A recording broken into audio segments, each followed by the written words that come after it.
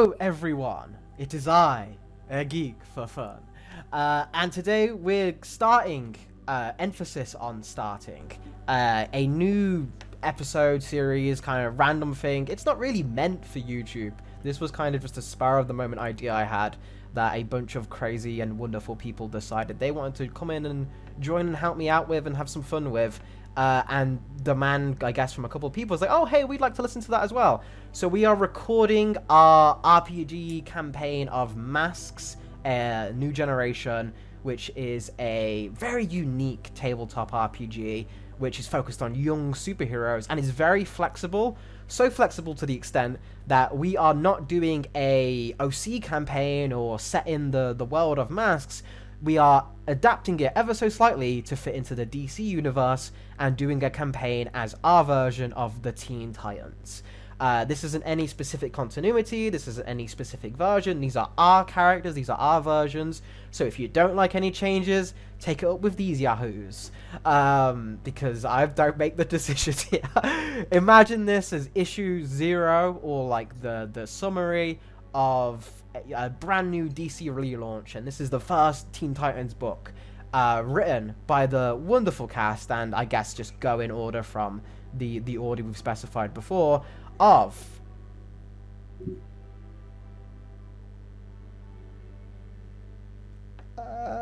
Am I supposed to talk? I'm sorry. Okay. Oh, don't worry. Hi. It always happens.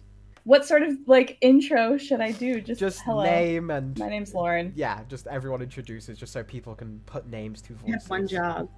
I'm sorry. I had my microphone muted. Okay. My name's Lauren. You sometimes might see me on internet places as the Curious Low. I am playing Starfire. The end. I'm so sorry. I'm Luis, aka Smugstick. Yeah, I'm gonna be the best character here. Superboy, the one and only, the most wonderful. Hey, I'm Shane, also known as Shortbeard, and I'm going to be playing Roy Harper, currently known to the world as Speedy. I'm Steve, also known as Steve, and I'm going to be... Well, I'm playing Tetris right now, but besides Tetris, I'm playing Dick Grayson / Robin. I'm Erin, also known as a couple of different handles, depending on which one you want to follow. But I'm playing Raven, obviously. Okay. So you're obviously. Which will become obvious. It's all your fault, Lauren. How good the cat, like literally we couldn't have picked better people to play these characters if we actually casted them. It's kind of crazy. So what, you mean me totally fucking up my intro and not knowing what the hell is happening is in character? What? It's amazing. We found the way. And I guess Alfie, a geek for fun, as the GM, World Master, every other character, I guess I'm playing Mixelpick. Just think of it like that way. Is I get to ruin these people's lives and have delicious, glorious fun. So, with all of that out of the way... I would love if that was just the twist at the end of a Teen Titans run. That it was all told by Mr. Mixius Bidlick. It would be glorious. So, jumping into the game, I am going to set the scene. We're playing this on Discord just for now, just to be doing a session 0 or establishing the characters. So, we are setting this in the city I wanted to pick. Wasn't necessarily, because the Titans have been all over the spot. The one I decided on was Jump City, simply because as a fictional city, I get to have more fun with setting up the world. So, in the Titans art map, I am posting images of what this version of Jump City looks like. Everyone can see that, and I'll probably try and put this up on the video.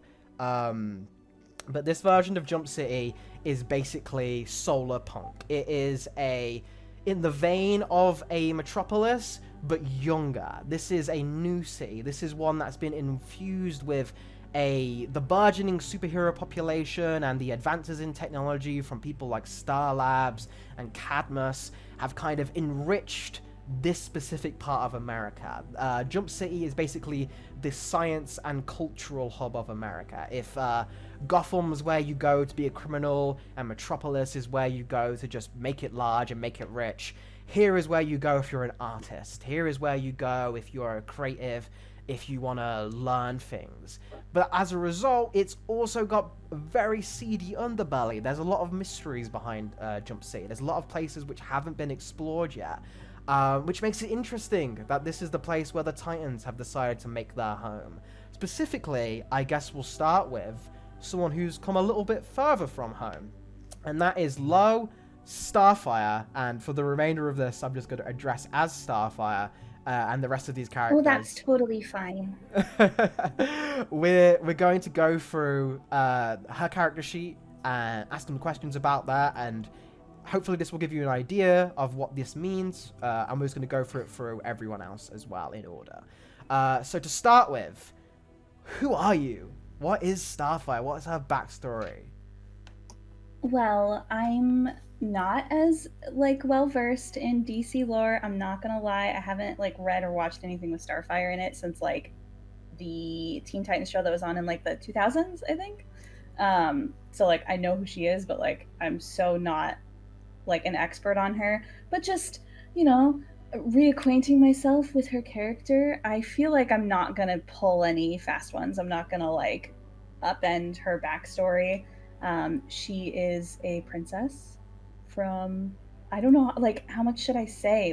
Should I just I imagine a lot of people are aware of her backstory. I don't need to super go into it. But she got betrayed by her sister, and she got exiled, and now she's on Earth. Mm-hmm.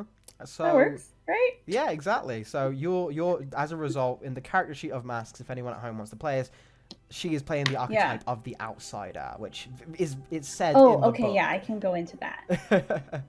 It's said that. Yes, I'm doing the outsider, which is very much inspired by Starfire. I feel like. I mean, it's probably inspired by a few people, but it works so perfectly for her backstory and her power list and all of that. So that's exciting. Mm-hmm. And for the power list and everything, I guess we can get into that later on, because those specifically they're not necessarily needed for this setting up of the backstory and everything. One thing that I do need to know, just out of curiosity and general, and this will help set things, for your labels, you have Danger, Freak, Savior, Superior, and Mundane. And everyone has these. And basically what these apply to is, Danger is how good you are in a fight, but it's also how people fear you. Our people view you as dangerous. Freak is how good you are at using your abilities or your special skill sets. And people also, as a result, if you view you as a freak, the higher that is, the more people view you as unnatural or unusual or creeped out by you. Savior is how heroic you are, how much of an icon you are, how inspiring you are. But as a result, the higher that is, that can also make people think of you as a bit stuck up, a little bit stuffy, a little bit boring. Superior is your intelligence. Superior is how smart you are, how intuitive you are, but also how big your ego is. And you may be the smartest person in the room, but depending on how high it is, people may also think that you think you're the smartest person in the room. And then Mundane is how good you are at people skills, how much just a normal talkable person you are, how much of a friend you can be. But also, the higher that is, the more just why are you even here, kind of feel. So all of those are going to shift up and down a lot. But to start with, everyone gets the +1 on one of these as the way of customizing their character. So Lo, Starfire, Yes. What have you decided to boost up? Well, it looks like for the outsider, their starting stats are, because they have starting just base stats for each, what are they called? Playbooks. So for the outsider one, it's -1 to Danger, 1 to Freak, 0 to Savior, 2 to Superior, and 0 to Mundane. And I think I want to use my +1 to Savior to make it, instead of a 0, a 1. Is that? Mm-hmm. gel? Does Yeah, that make that's sense? fine. So your Starfire is a little bit more already heroic, already I there mean, to I help feel like people.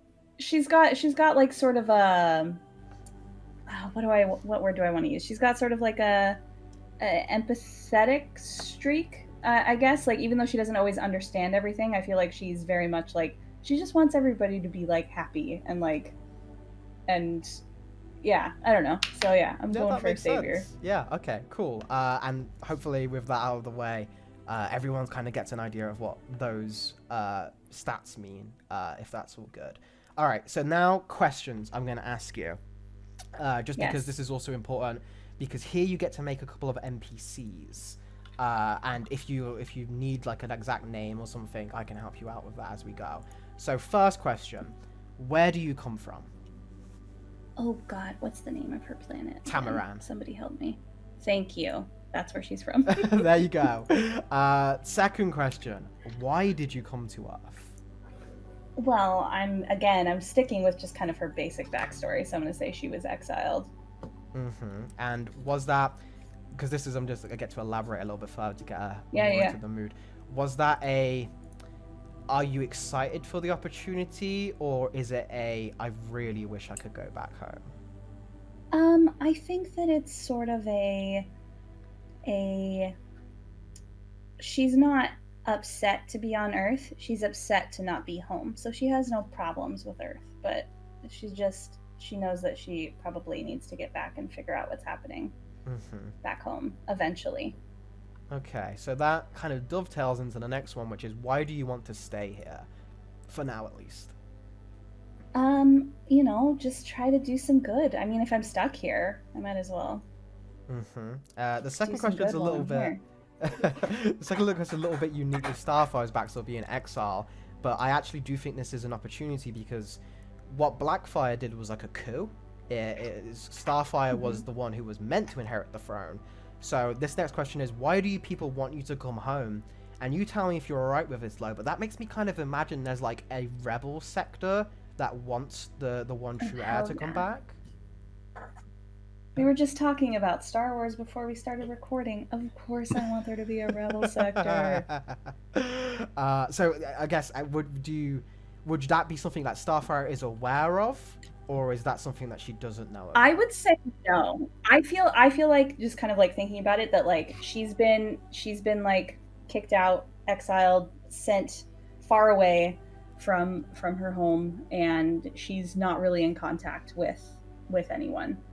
So a lot of her being on Earth is more like she's forced to be here because she doesn't know how to get back home, and she like she's just like not sure exactly what to do. She's not even really sure that people want her because like it was a coup and like somebody else is in charge now. Like what is she gonna do? Go back and do exactly what her sister did and make another coup? That sounds counterproductive. There's a lot of political intrigue with Starfire here, which is like it's really interesting. Like I don't think that's the only one. Everyone's characters, which we'll get into, has like such a different angle for it. But I'm excited to play with that and to dive into the culture of Tamaran with you, because as well, I like that you have less of a comic foundation, because I'm excited to see where you take it. I'm excited to see what your version of Tamaran looks like as you make up. It's nerve-wracking because comic fans are not always nice about that sort of stuff. But I have faith that the people watching us will be super nice. Right, people listening? Please don't attack me for taking creative license with some backstory here. So please attack me for ruining your faves, because I will laugh in your face. Daddy for fun doesn't care about your continuity nerds. Last question. Why do you care about the team? And I'm going to ask you, this can be one that we can come back to once we've had everyone else established if you want. Yeah, because I don't really know. I know one of the questions that we need to answer together is like why the team came together and like how we know each other. So I feel like that might influence how I answer this question, but I mean, just based on how I'm going to be playing Starfire, I kind of feel like it's just going to be like they're her friends. Like they're people that she, can sometimes feel a little bit less of an outsider with, on a planet full of people that are nothing like her. These are a few people that are a tiny, teeny bit like her, you know, compared to just like a planet full of mundane humans. Yeah, so that's kind of what I feel. All right then, that's Starfire. Next up, we have the one, the only Superboy. Although, if I'm correct, you don't like being called that? I'm not Superboy. I'm Superman. What Come is- on now. What is your deal? What is Superboy's backstory? Well, as far as I know, I'm just your regular, ordinary dude who was cloned from Superman cells after he died during some battle that I don't care about. I was made to be the Superman, by I'm looking over here, by Project Cadmus. I broke out. I found a street vendor. I forcefully took this jacket, the shirt, and the gloves, and now I go around being Superman. Okay. Truth and justice my way. That is your hero name, Superboy / Superman, but what is your real name? Do you have a real name yet? I have a real name. I did meet Superman eventually, and he pronounced me as Connell. Although I'm not sure how happy I am to go with that, since he was the one that gave it to me. So there's a bit of a rough relationship between you and Superman. Correct. Okay, alright.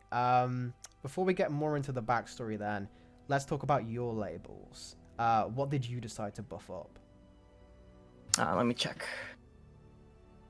I don't remember what the starting ones were for the bull. I'm playing the bull. But I have Danger as 2, Freak as 1, Savior as 0, Superior as 1, and Mundane as -0, -1. So you boosted Savior up by 1. Yeah. Which is the same as Starfire. So everyone wants to be a savior. Okay, that makes sense. So your Superboy he's got a bit of a cocky attitude as well, from what I'm telling, but he still cares about people. He is trying to do good. Okay. All right, back to the backstory. You mentioned Project Cadmus made you. So that answers the who changed you, right? Yeah, I guess. Is that in relation specifically to my creation? Yeah, so that's the thing as well, Biz. We can talk about this outside of Superboy's knowledge, because you can decide if he knows this or not.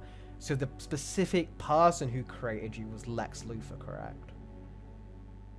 Right, yeah. Lex Luthor created me, and I do share some of his biology as well as Superman's, though I'm only aware of the Superman portion. Okay, so that part is still a secret.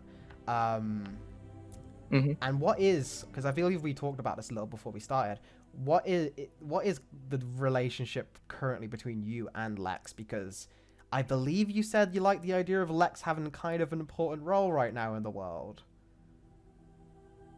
Yeah. If he was the president of the United States currently, and that's why he was able to get funding and get all these projects, strange projects going, because he can do anything he wants, I guess, as president. All right, so you're created by Cadmus. How did you escape from them? Did you escape from them? Are they still after you? All of them? They're still after me. I broke out during one of the many testing runs I had, because I realized some way somehow that I'm more than just what they were trying to make me, rather than just be a countermeasure for superheroes or supervillains or whatever. I could be whatever I wanted to be for fun. A geek for fun, if you will. All right. Who outside the team tries to take care of you now? So I've mentioned Superman. He, after coming back, whenever that was, he's been trying to help me out a little, show me the ropes, but I'm not very receptive to it because I believe that I should be Superman. There is some other people. Lois Lane, I know. She's been very good to me, and I care about her too for some reason. I'm not sure why, but I feel like I can talk to her pretty easily. There's also Supergirl. She's been around. She's pretty cool. We've been on one or two adventures together, and I definitely can. I'm definitely more accepting of her. What's the word? Of her friendship than Superman's. Mm-hmm. This is something interesting I want to ask you. So you say you've met Superman. Have you met Clark Kent? Oh, that's a good question. I want to say no. I haven't met Clark Kent. So you just know him as Superman. That's all. I just know him as Superman. Yeah. That's drama. That's juicy. Next question. Why do you try to be a hero? Why do I try to be a hero? Because being a superhero is awesome. Everyone should try it. Why not? That's a very, very nice one. Last question, and I'll also give you the same option I gave Starfire. Why do you care about the team? I might want to come back to this one as well. Mm-hmm. But I want to say that it's kind of hard to see things as my own when I know I'm a clone. So being able to make my own friends and being part of my own team, that definitely helps in me figuring out who I am, separate from Superman. Okay. Well, that's Superboy down. Next up, we have the Archer Reborn, Speedy. All right. What is Speedy's deal? Well, Speedy is trying to rebuild himself. He's recently, in recent months, become sober again after his kind of fall from grace, and so this is his new start with the Titans. Okay. Yeah. Speedy as well. Your keeping was the disciple of Oliver Queen. Yeah. Not too hot on Ollie right now. Okay, let's get into that a little bit, because that would answer one of the background questions. Is how did you get in your skills? So, how was your first meeting with Ollie, and then how did that go bad? Well, I knew how to use a bow and arrow before meeting Ollie. I was adopted and raised on a Native American reservation, and I knew how to use a bow before meeting Oliver. But I ran away from home when my adopted father was murdered, and I ended up meeting Oliver while I was just living in a mall. And so he taught me how to master the bow, while Dinah taught me the martial arts. So that's kind of where I learned my skill. I learned my skills as a hero from both Oliver and Dinah. And then you hit a bad patch, and Oliver. Then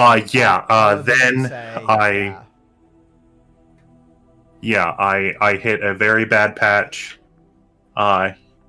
As some comics fans know, some don't. Roy and I guess subsequently me, became both an alcoholic and a heroin addict.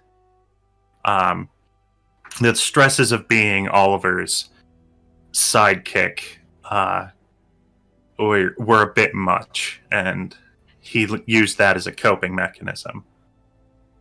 And when that was found out, it didn't end well. Yeah, things did not end well. Okay, so that's something which I think is interesting, specifically if you're playing the Beacon, which is the hero Yes. on the team who's here to enjoy everything and try and be better. Normally that's reserved for like an initial happy-go-lucky character. Why did you want to go with this direction for Roy instead of going to a more kind, I guess, like spiraling down deeper into the depths version? Because Roy himself is trying to be his own beacon. He's trying to build himself and thus the world around him up and prove that he can do this. Even though he sunk so low, anyone can bring themselves up. Okay, speaking of bringing up, you have some labels, sir. Which of these labels did you boost up? So the starting out, there's a -1 to danger and freak, while Savior has 2, and Superior Superior has 1, and Mundane has 2.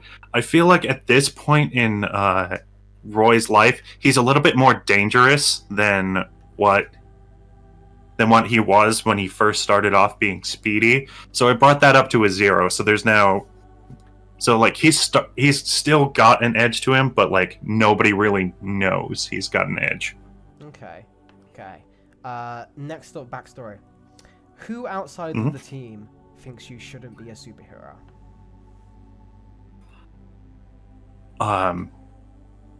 Oliver.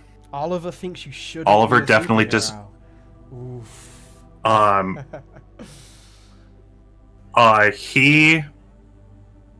When he found out about my addiction, like I said, it didn't go well. He called me a junkie, he fired me, and just left me into my own devices.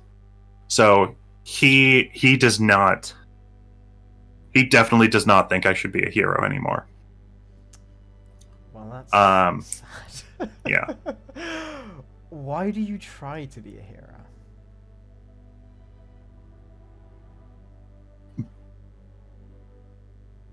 Because for a couple reasons. One of the reasons is because at this point it's kind of the only life that I know. I don't know how to do anything else.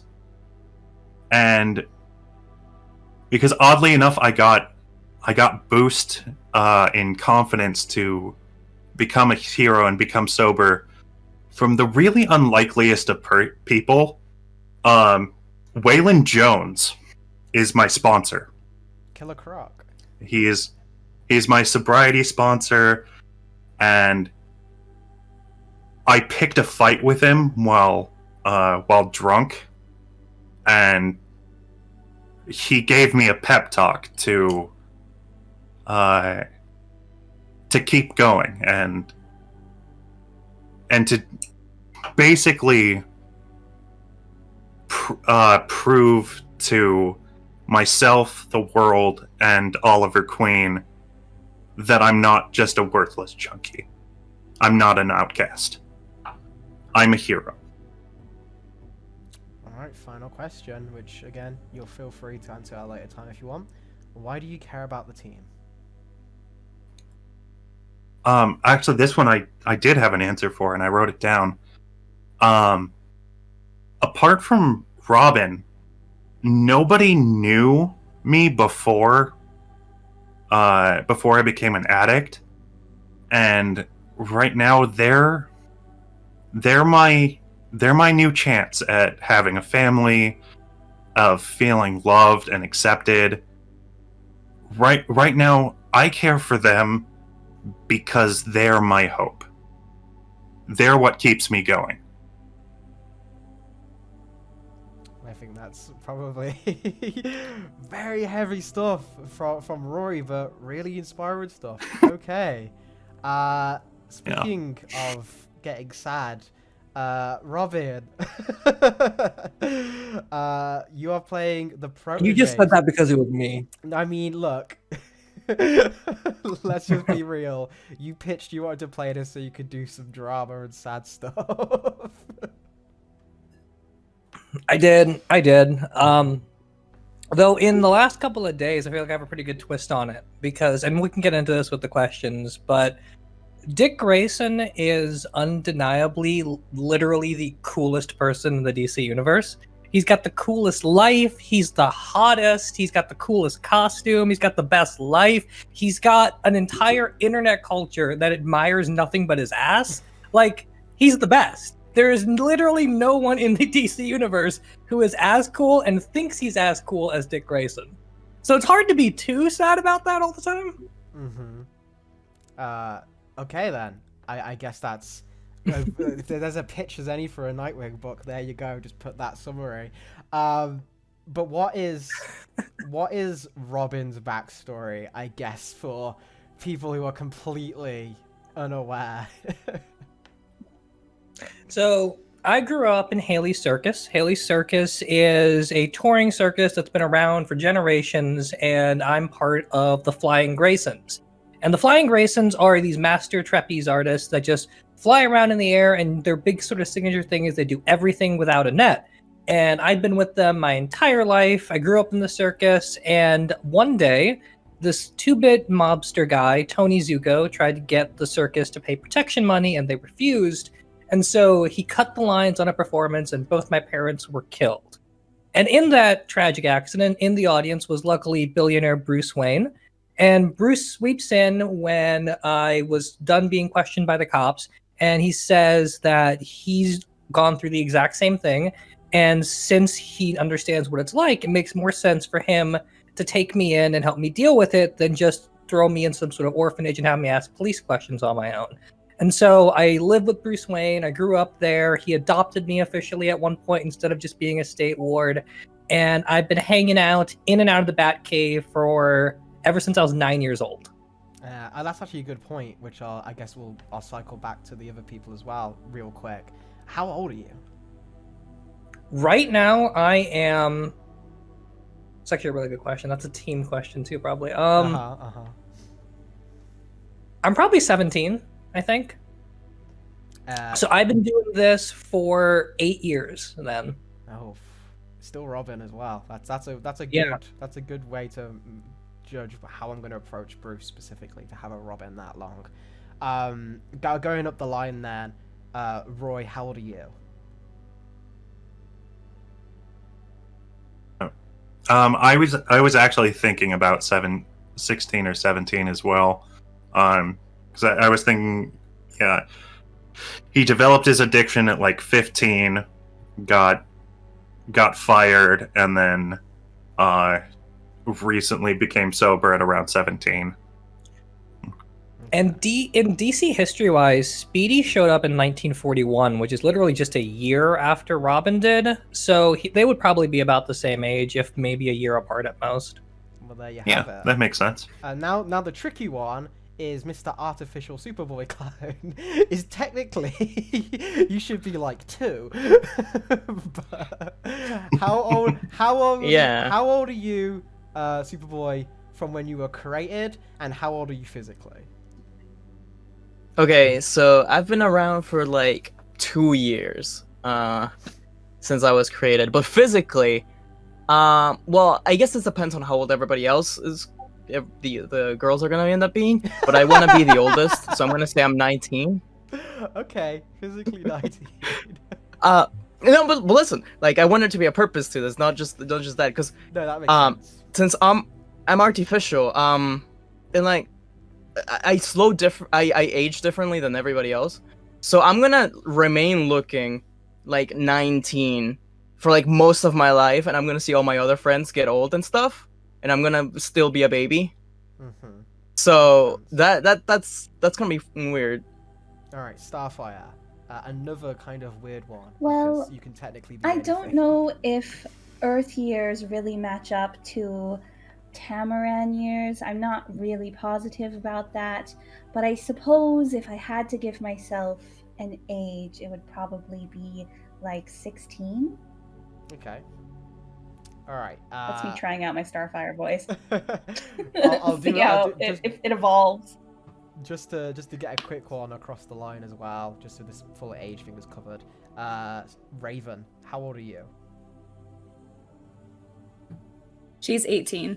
Raven's 18. Oh, am I the baby? Starfire's the baby. It's actually perfect though. No. Okay, that makes sense. All right, back to Robin. So you've been with Batman, and you're still his protege. Here's something interesting, which we can get into. We'll go over the abilities probably when it's related to combat. But the one that is important is what your mentor embodies and what he denies. Because you're gonna choose if you want to go with this or you want to go away from this. So, what does Batman embody and what does Batman deny? So this will actually go hand in hand with the skills, because I sort of had something in mind with how this version of Batman is supposed to work, especially that he's had a Robin with him for so long compared to even in the comics. His ability that I don't have is fear and intimidation. So to kind of go with that, his main embodiment is danger, and he denies the mundane. We're thinking here of like Morrison-y Bat God territory, but in the exact opposite direction. Almost like if Zack Snyder got his hands on the Bat God idea and just turned it into some like devil worshipping bullshit. We're talking about that kind of Batman. Oof. We're talking about the kind that like would snap the Joker's neck, but just hasn't gotten around to it yet. That's interesting, especially because you're keeping the bubbly Dick Grayson. Okay. Yeah, because at the end of the day, the point of Dick Grayson is that he's Batman's protege and he's learned everything from Bruce. And the basic lesson he's learned from all of these years working with Bruce Wayne is don't be like Batman, be better than Batman. Which means don't be fear and intimidating, be fun and bubbly. If Batman says be prepared, you always improvise. Okay then, I guess that leads directly into which of your labels did you boost up? So mine starts out as a -1 to danger, 0 to freak, 1 to savior, 2 to superior, and 0 to mundane. I like the idea of Dick Grayson being like really full of himself, so I'm gonna boost up 1 to superior. So superior is at 3. Which is the max. Okay, so for context for everyone else, his superior being at the max means you are well within your rights to think, God, this guy so full of himself. Yeah, no, you can literally call me a dick because that's just my name. yeah. Okay. You've already gone over the when did you meet your mentor. You've gone over when and why did you choose to train with them. You've gone over why did they agree to train you. This is where we can get into more of the outside ones. Who else outside of the team knows about your training? So I guess this would be specifically, who else knows you're Dick Grayson? So Bat family immediately, so Bruce and Alfred. I would have to imagine that we have a version of Batgirl running around at this point, and I'm gonna say that there's a version of Jason Todd running around, so all of them do. And Jason and I are both Robin at the same time right now, hence the whole character arc we're on. That's interesting. Sorry, I couldn't hear you. What was that? No, I was just saying that's interesting to have Jason and Dick around at the same time. Yeah, because in the Judas contract run, part of what made Dick want to shift over into Nightwing is that he saw that Bruce got a new protege that was Robin, and there was like a year of Titans comics where he was just Dick Grayson, dude wearing jeans and a jacket, and he had no idea what he wanted to be. But also leading into that, the only other person outside of the Bat family that knows I'm Dick Grayson is, funny enough, Superman. Good. A shared NPC at last. I could do triangle. Superman knows that I'm Dick Grayson, and I know that he's Clark Kent, and I've known him since I was like 9 years old. Like he's been like my cool uncle for 8 years. That's gonna be very interesting with Superboy on the team, who thinks he's the drunk uncle of the team, effectively. All right, last question. why do you care about the team? This one I did actually have an answer to. Also, I wrote it a really, really long answer, and I couldn't save my character sheet because I maxed out the character limit because of this answer. But my whole idea here was Dick Grayson's been doing this the longest. He's been doing it the longest comic book history-wise, and he's been doing it the longest just as far as our team's concerned. He knows exactly what the superhero community's been like. He knows exactly what it's like to grow up in this area. So he cares about the team and everyone involved because he knows what a sidekick's life is like on every end of the spectrum. And he wants to show all of them that there is a fun, uplifting, jumping without a net side to all of this, that you can be like Roy and get down like really, really nitty gritty and dirty. And that's okay. And that's understandable. But at the end of the day, we're not trying to be like our shitty ass mentors. We're trying to be our own people, and we're trying to be really happy doing it. We are saving kids in alleys, but we're also walking kids to school. And that's what the team needs to be. Okay, I think that's wonderful. Talking about trying to be happy, let's go to the doomed Raven, the saddest, darkest playbook on this entire thing, because you're the only one who has to deal with death. Let's get into that, Aaron. Who is Raven? Raven is still Rachel Roth. I did keep a lot of her comic backstory in, but I pulled certain things out and inserted certain things in. Like you said, she's the doomed archetype. And she has been kind of bounced around. She was abandoned as a kid, and she has been bounced around in the foster care system. And she eventually got sick of it, left when she was 17. Now she's 18. She's legally an adult, legally emancipated. So she's kind of on her own, going from place to place. She ends up in Jump City, kind of at random. It was a new start over place for her. A lot of her backstory is about kind of running from things. She's aware that, there's different things about her, and she's aware of her potential and her powers and kind of where she comes from. But she spends most of her life running from that and trying to avoid that for the most part. Okay. This is where we get into a unique thing for you, which is almost like the opposite of Robin's mentor. This is your nemesis, the person who's going to be tracking you down, the person who is destined to destroy you, effectively, and will be constantly on your heels throughout our entire campaign, even if it's in the shadows. So you effectively, I guess, get to decide the big villain for thing. Who is that for you? I took the really easy out, and it's Trigon. Okay, makes sense. Yeah, I feel it. Trigon, effectively, you're running from the devil. Pretty much, yeah. It's like real life. Pretty much. Daddy issue seems to be a trend in this in this session. All right, let's go into the labels. Which of these ones do you want to boost up? I boosted up Freak. It made more sense to boost that one up since has a lot on her power scale, but the avoidance of everybody else is pretty high when you have that kind of energy. So that made the most sense to me to boost it up. So let me get on my stats page here. Hang on a second.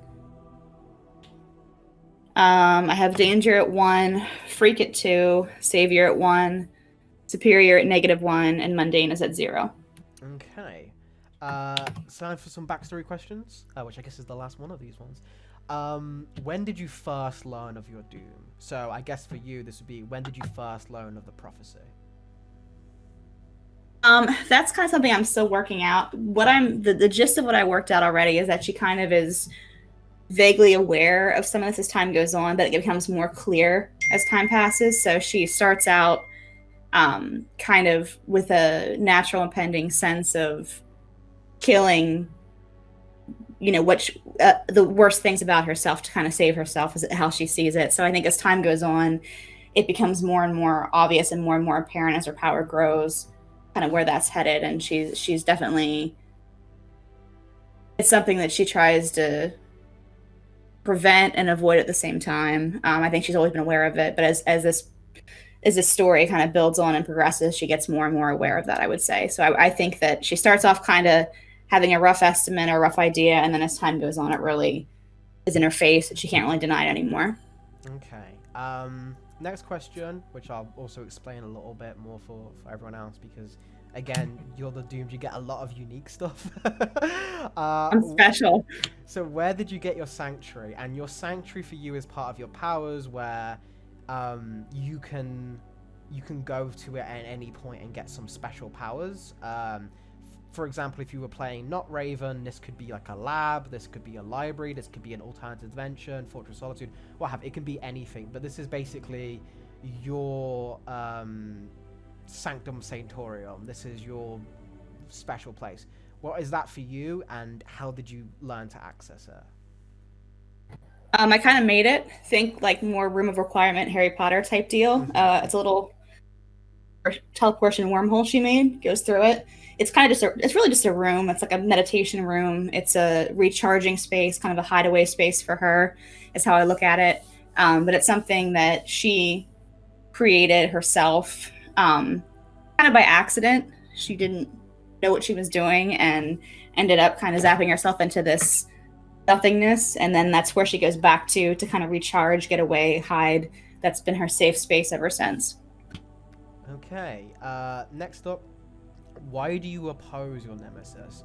Why are you running from Trigon? Why don't you accept your fate? Why don't you join him? Let me grab my exact words here that I put down.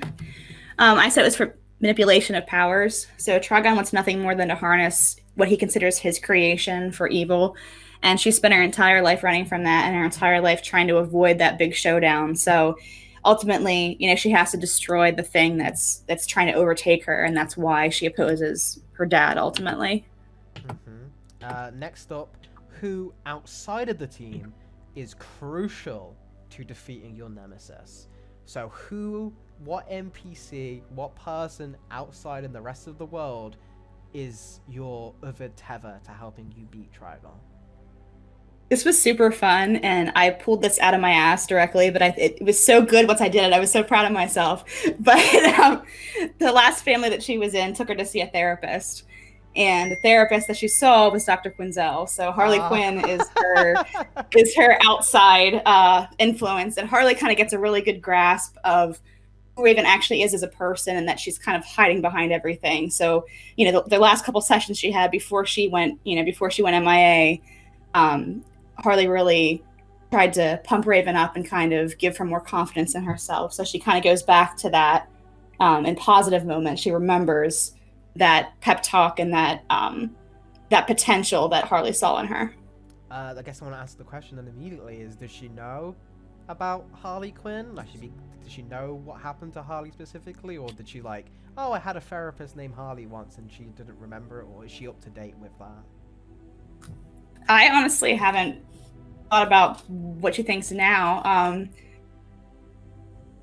It would be kind of cool if she found out halfway through, she had no idea, and then sees her on the news at random. It's that's my therapist. That would be a nice little little moment. So maybe eventually she'll figure it out, but I don't think right away that she would put those two and two together. She wouldn't be paying attention for it. Media wouldn't really be that important to her, so I don't think she'd be that invested in kind of the news and what's going on. She keeps more to herself anyway, so. That's really interesting. I did not, when I first saw that question, I did never in a million years expect Harley Quinn to be the crucial element to defeating Trigon, but I'm here for it. Why does the team matter to you? They're kind of the only family that she's ever had that stuck around. It wasn't conditional. Everyone else was very conditional in her life, and as soon as they kind of saw the darkness that was there, either they were afraid of her and then she left on her own accord, or she was pushed out. And the Titans is the only she's ever been part of that wasn't afraid of what she is. So kind of like Roy said, Shane's little tragic backstory, I'm going to harken to that a little bit, but it's very much about family and unity. Even though she doesn't really want it at first, she's very adverse to it initially. It's becomes a part of who she is and why she wants to stay. Okay, so that's everyone's initial non-team backstories done. I am absolutely thrilled. You all, for doing this the first time playing this game, you all knocked out of the park with specifically going really in depth. So thank you all for that. I've already got so many ideas bustling on how to hurt you all emotionally. But now we're gonna get to the fun part. well, this was fun already, but like the really fun part is we get to answer the questions. And these are supposed to be done in a specific order. So I'm going to be asking you in a different order than what we just did for this. Which is when our team first came together. So to give context, you're effectively making your secret origin right now. You're making Teen Titans Year 1 as a group. Is you get to decide what the hell happened to get you and likely people together. And the first question we need to ask is from the Bull, which is from Superboy. Superboy, we defeated a dangerous enemy. Who or what was it? And with these I'm things, not ready. Yeah. With these things, everyone else, feel free to throw in an idea as well and make this a little bit more of a roundtable discussion because this affects everyone. This is your team backstory. Okay. Yeah, I might need some ideas thrown around. Well, I was just gonna say that I know we can come up with our own, but the usual comics canon for at least the new Teen Titans, the iconic team that everyone knows, came together with Starfire's landing on Earth. Yeah. And they came together to fight like her captors at that point. I didn't want to throw that out because I didn't want to be like, let's make it about me, guys. But that is I'm fair. I was that. thinking about Made it that. about me, so it's all good. I picked the villain, so go ahead and make it about you, Lo. You got this. I was thinking about Starfire because I talked about it beforehand.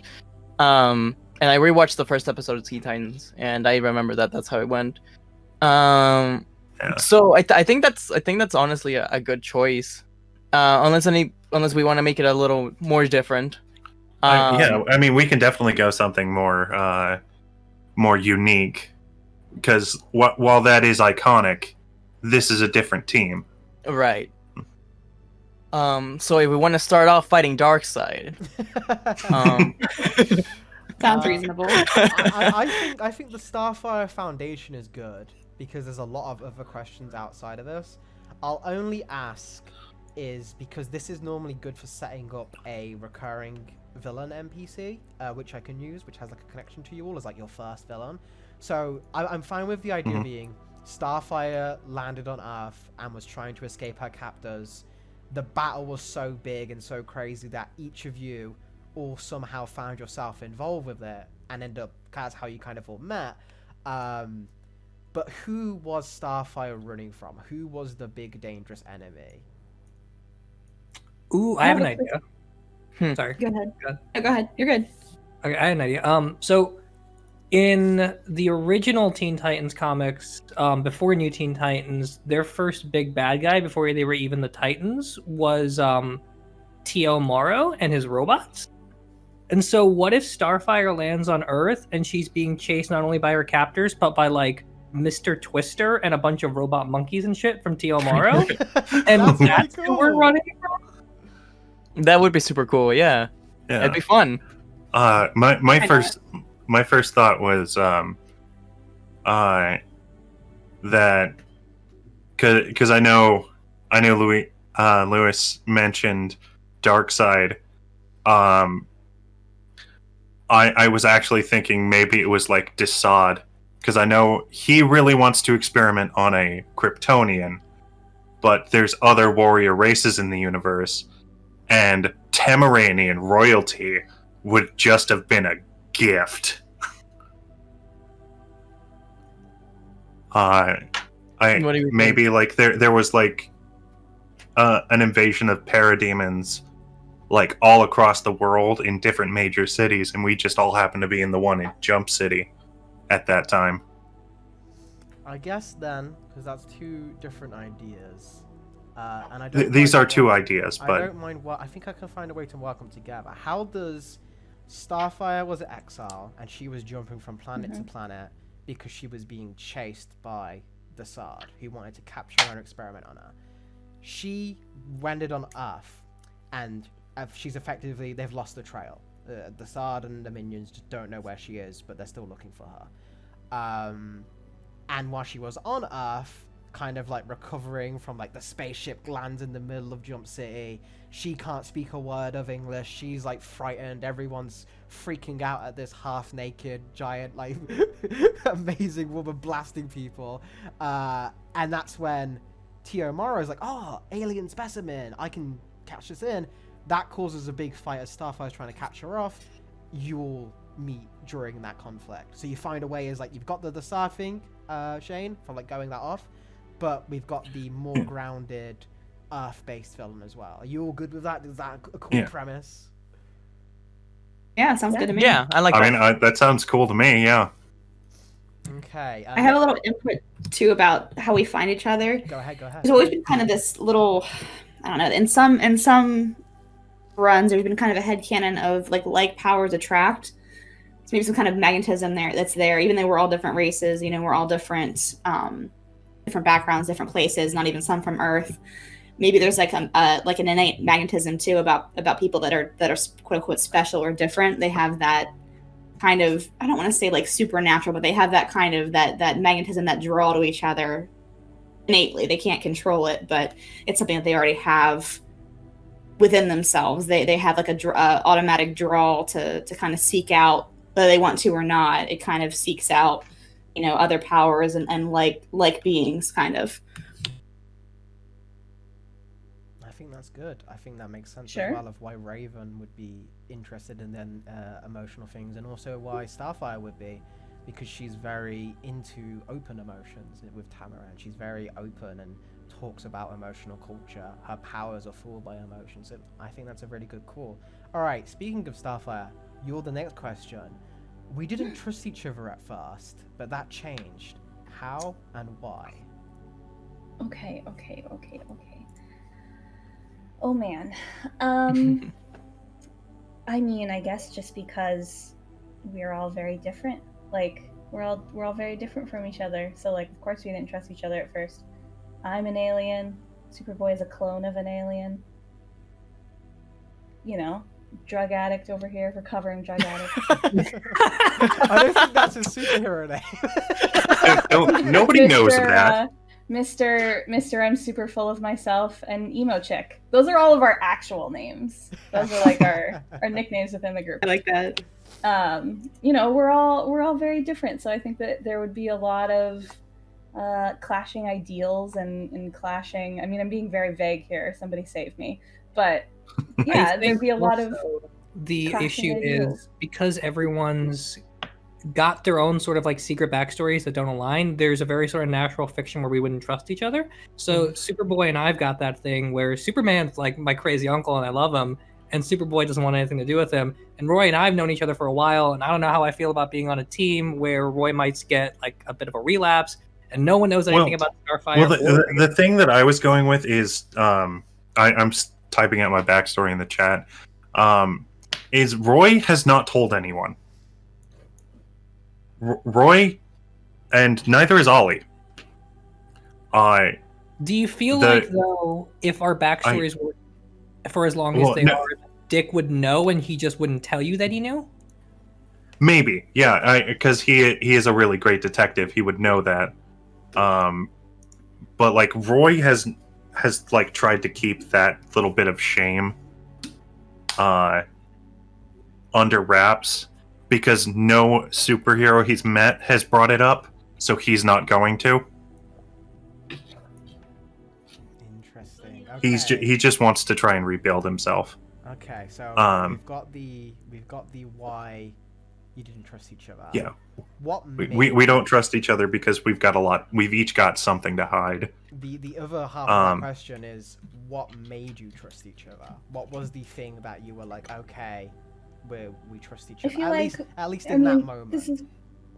This is probably sort of, I don't know, cliche, but it's comics. We can live in the cliche tropey realm of like, maybe it was during the first battle, but I just feel like just in a fight that we had with someone, there's probably like instances where, different characters who don't really have a lot in common have like risked themselves to like, we've like helped each other and like pulled each other back from danger and stuff like that. And I just think that that's sort of a bond that forms naturally when you go to war with someone, you know, even if going to war doesn't mean literally going to war. Yeah, we fought a few battles and realized that we work well together despite our differences and despite not truly knowing each other completely well.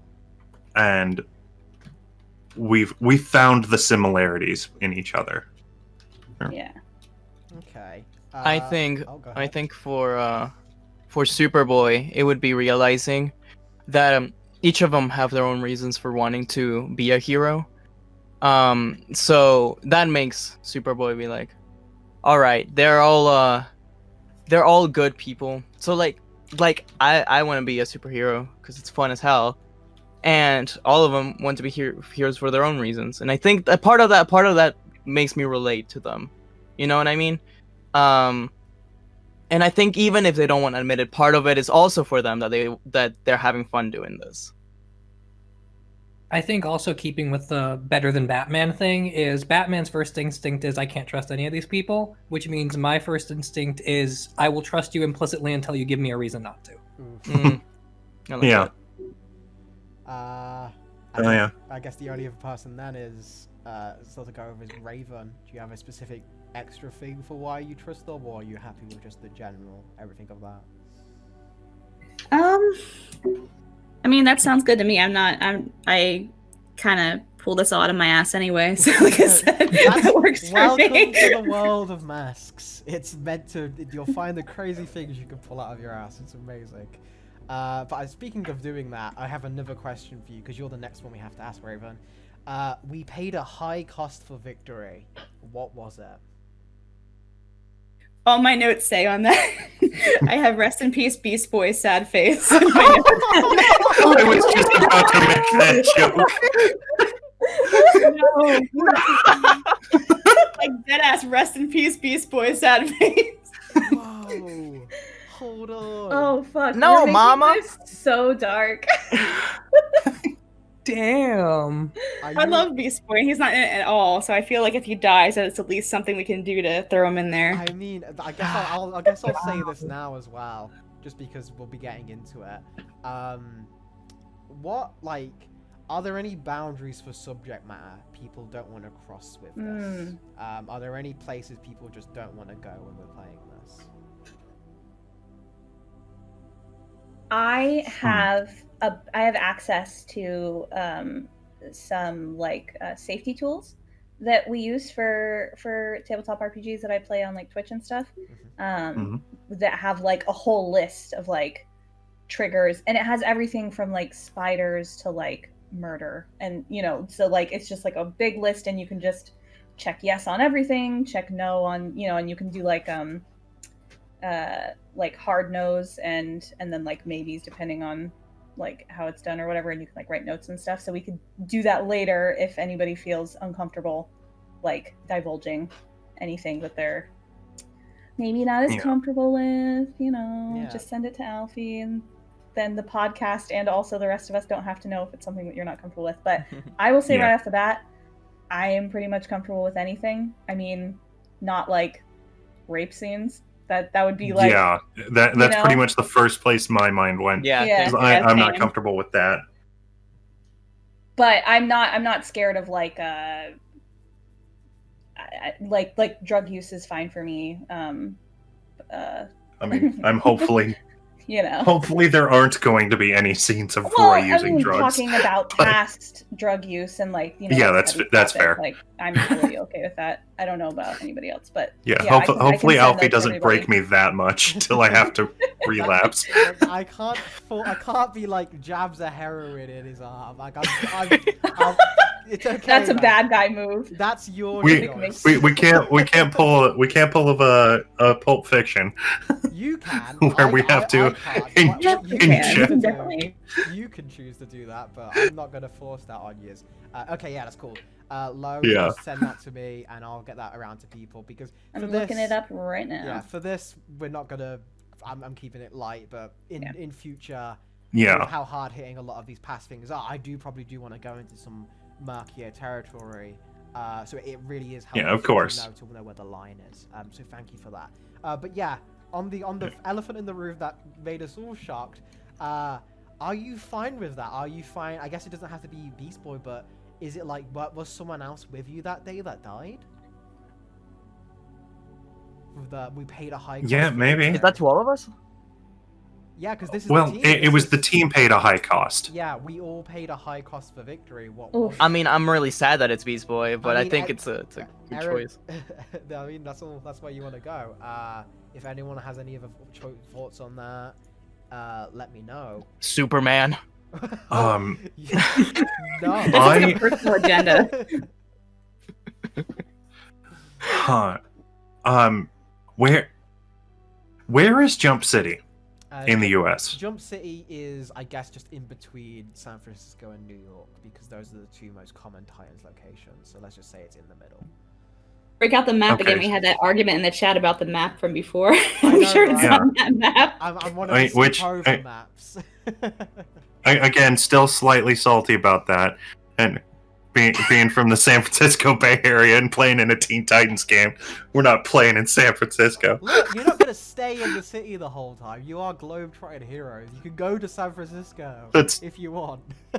that's fair. You can teleport there for like a day for a vacation. It's fine. I'll teleport y'all there. That'd be great. It's- We'll Beach have a beach episode. episode. Ah! All right. So seriously though, Actually, you don't want to go to the beach in San Francisco.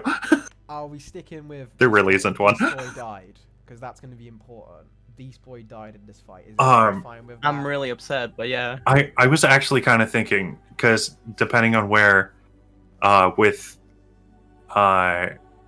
freaking, I was thinking maybe it was Jaime, not Beast Boy, but Blue Beetle. But we can really figure that out.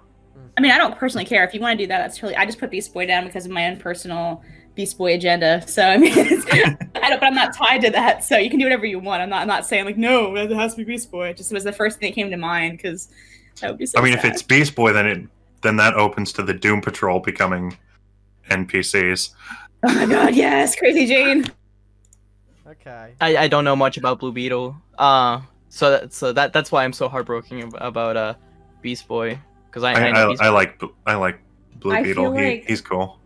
I feel like, I mean, I am also not very familiar with Blue Beetle, but I am very familiar with Beast Boy, and so I feel like that's also like another reason to do Beast Boy, so that we're all Yeah. like, Mm-hmm. I think that we're all emotionally attached to Beast Boy. Okay. So I think yeah. We'll go with Beast Boy died. I'm gonna then ask Erin specifically because it's her evil choice to do this. How did Beast Boy die? Oh gosh. Because like situation was Starfire was being hunted by these red tornado crazy powerful robots, and you all teamed up and you all arrived in the city and Beast Boy was there. How did Beast Boy die? Was it like an execution? Did he save someone? Was he captured and then you found out he died later? Was there a body? Like specifics. I'm gonna say he jumped in front of somebody else mid shift, got hit right like mid shift, so he's like half transformed when he gets hit, and rest in peace, Beast Boy. That's how he dies. So self-sacrifice. Didn't mean it. Thought he could transform in time. Didn't quite make it. He's like half tiger or something at the time, and so like, does he die as like a half tiger, half boy? why not? Oh my that sounds like fun. Oh, Please tick in the box if their trigger is half tiger, half boy, people. By the way, I sent a God. worksheet Thank in the you. chat. Thank you. He died Any halfway through animal. the Animorph cover. Exactly, you've got that. It's like half animal cover. Any animal, I don't care. I just threw tiger out there for fun, but any animal. But yeah, I think that'd be kind of fun. Okay. Died mid shift, saving somebody else, Who and did he save? didn't quite make it. Because that's gonna weigh on that person's soul. Who he saved.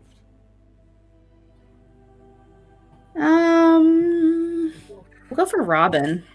He saved. Did We'll it- go for Nightwing Robin. Do we know what fight it happened in? Yeah, the first. This is the fight, first one, right? The first fight. The fight. The first So fight. like not all of us even knew Beast Boy. I don't even know I this, definitely man. wouldn't. Yeah, it was just like you all were in the potential. He's naturally a larger than life personality, so you can make it so like, oh, he actually was pretty good at making quick friends with people because again, he's so bubbly and vivacious and yeah, exactly. He gets hit, and I guess this is important. I want to make sure Steve is on board with this. Aaron says he jumped and saved Robin. Are you okay with that, or you were like, I don't really want Dick to have that on his conscience? Given that my favorite trope is superheroes who feel guilty about things that are not their fault all the damn time, I'm okay with that completely. Okay. Yes, I knew you would be. I was like, I need the guilty, the good boy guilt of the goody I've literally got a guilty tattoo on me, so like this is fine. Okay. Awesome. All right, that's interesting. All right. Oh, man, this is so fun already. Next question, because we are actually on Robin now. Robin, we stuck together after all was said and done. Why? How do we keep in contact? Sorry, I couldn't hear you. Can you say that one more time? Oh, we stuck together after all was said and done. Why? And how did we keep in contact? So this actually goes to, on my character sheet, things that my mentor gives as a resource to us, and I get to pick 3 things. So because of Batman and because Bruce Wayne is stinking rich, we have a hidden base, a supercomputer, and communicators. So we all get to stay in contact because I just get to write checks off of Bruce's account anytime I want. So that's how we stay in contact. And we stuck together because Dick is very firmly of the idea that sometimes heroism is literally as simple as watching somebody help somebody. So we all came together. We saw Starfire was being chased down by evil tornado robots and monkeys and shit. And we all beat the shit out of them and rescued her. And we all came together. And to me, that's just like, yeah, that's what being a superhero is all about. I like all of you guys. You're really colorful. One of you's got Superman symbol. I love Superman. One of you's from another planet. One of you's a demon. One of you's got a bow and arrow. Bow and arrows are legit. So we're all just going to hang out together, and I'm going to get us a house, and we're just going to chill and be friends because we all help save somebody, and that should make us really happy. Oh, I like that. And what was the choice to make it a giant T? The giant T is because I like corny, and nothing's more corny than a giant T. His logo is a giant R. That's what I'm saying. Giant. I mean, letters are great. The team player. Yeah, that's coming from the guy whose logo is an S in the shape of an arrowhead. Do we call ourselves the Teen Titans or just Titans? Yeah. All right. I don't know. You decide. Teen Titans. Teen Titans. We're all teens. It works. So I mean, We're all technically teenagers. Yeah. And I mean, We're not like most of 30. us still have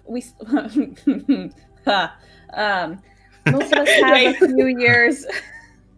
Most of us have a few years before we're no longer teens. I mean, heck, even Mr. Super Not Boy is never going to actually reach not teen years. So we're good for a while. He's going to be pubescent for a few decades.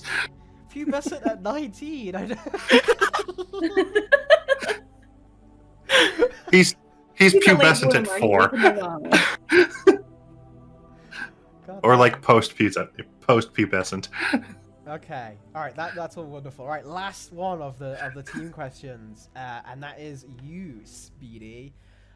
We found signs that this incident was the start of something bigger. What were the signs?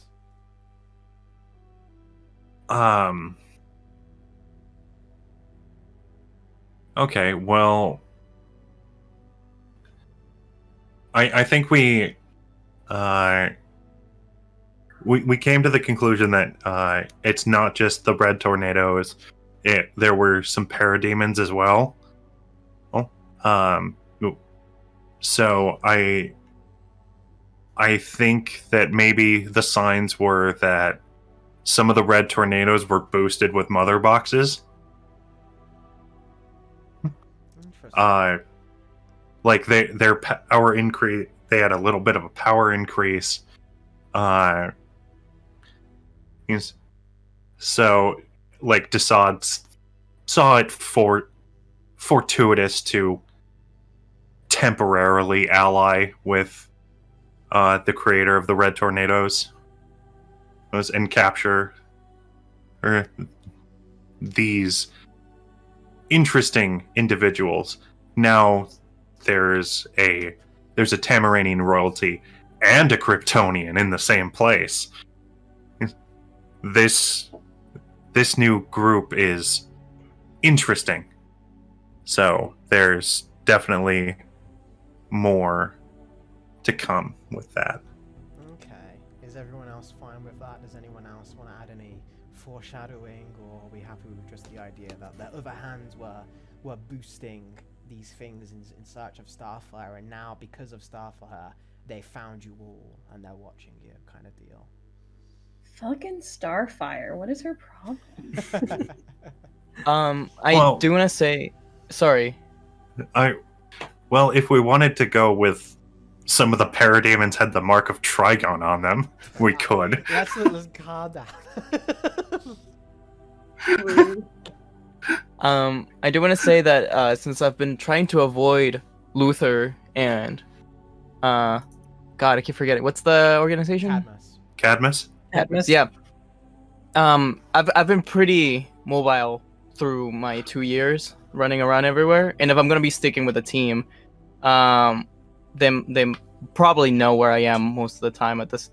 If I'm gonna be sticking around. That's a pretty good point you brought up. Maybe the clue wasn't so much the red tornadoes were boosted. It's that the cleanup from our first battle was so quick. That's good. I like that. Cadmus came in and cleaned up really quick.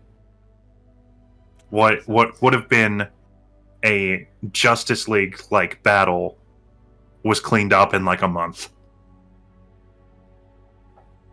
That's interesting. I like that. That covers all of these questions. I think that definitely would have piqued Dick's detective mind. Dick. Why was this cleaned up so fast? These things usually take months. And I'm sure Dick via Bruce has got some corporate connections. Like, there's somebody funneling a lot of money to pick up and clean up different superhero combat sites and make sure all the blood and everything's been collected, and that seems suspicious. Yeah. Collected. And what happened to Beast Boy's body? Ooh, that's a good one. Uh-huh. That's almost a That's morbid. yeah. That sounds like a dangling plot thread that we might need to look into.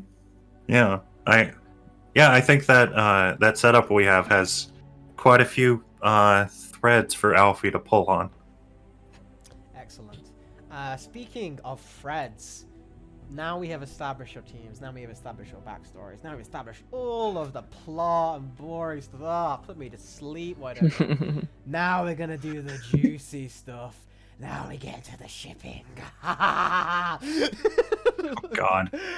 Okay, relationships. There's the Teen in Titans. The relationships, which are basically the core of masks, how you all interact with each other. I'm going to start asking all the relationship questions from you. Starting out with Starfire. Yes, this is my favorite part about role-playing games. Not even just like romantic relationships, just like relationships with like the other players. It's like, oh, it's so much fun. Oh, it's so good. Friendships, enemies. Yeah, family, just enemy, all like, that. oh, it's so good. Okay. First question. Should I just read you my questions? Yeah, if you want to go ahead, go for it. Sure. So I've got, you've been learning about Earth by spending time with blank. That's one of them. And then you have a crush on blank, but keep it under wraps. So I think that Starfire being sort of like naive / just not really understanding Earth culture, especially at the beginning, would see, I'm so sorry, Lewis. What did you say that you had a name besides Superboy that you were going by? Connell. But Connell. like, he doesn't. He probably wouldn't respond to you if you called him that. He barely responds to you if you call him Superboy. So I should call you Superman. No, call him Superboy. I'm kidding. But Okay, Superboy. Okay. Listen, Starfire doesn't know. I think that that's who she's learning about Earth from, because she sees this person that she perceives as the oldest and is like, cool, this is the person who knows the most about Earth because they're the oldest. So, yeah, Superboy is who she's been spending time with and learning about Earth, because I think that's funny and would be a fun. Plus, I just think we'd vibe being not human, you know? yeah. And listen, I hate to be predictable, but she's got a crush on Dick. I mean, don't we all?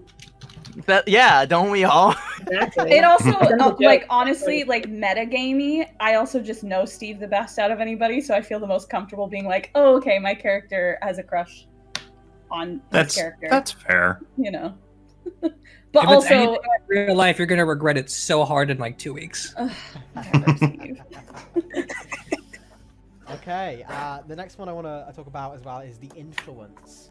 And so for you, Starfire, you get to pick your demeanor and which decides your Cheerful. influence. Which means everybody gets influence over me. Yeah, so how influence works is basically you can choose to give influence, but you can't choose to take it away. To take it away, you have to roll. And how it works is basically if someone has influence over you, you care what they think. By default, all adults have influence over you all. Like, that's without question. That you can't fight that. You have to roll to try and get Even away. baddies? Even the bad guys, which is going to come into effect when certain bad guys are like, would you like to be my apprentice? Like, you have to roll to deny them because you're all young. You may think one person, they wouldn't affect me, but really they do. You can't control your feelings as of yet. So you've given influence to everyone in the team. So that means everyone, if they do an action on you, gets a plus. So if they try to pierce the mask, which is one of the moves, which is they ask you a question and then try and get to the truth of the heart of the matter. If they do a roll while they have influence over you, Starfire, they'll get like a plus to that roll. So everybody always has influence over me, yes, I think. So. Yes. Mm-hmm. And that's not permanent, though. Sucks to be People can me. lose that. People can use that. If they've used it once, they do lose it until you give it them again. So this is just Okay. the start. So it's just the base. Yeah, Cool, cool, cool. yeah. Okay. Next up, we have Luis the Bull. Your relationships. Here, let me see real quick. Where is it? So you've got. Okay. Yeah. Do you want to go ahead or should we? So I have rival and then love, right? Mm-hmm, yeah. All right. So I'm gonna start with rival. I think I had this beforehand, but I think it makes even more sense now for Robin to be my rival, since he likes Superman. Fuck Superman.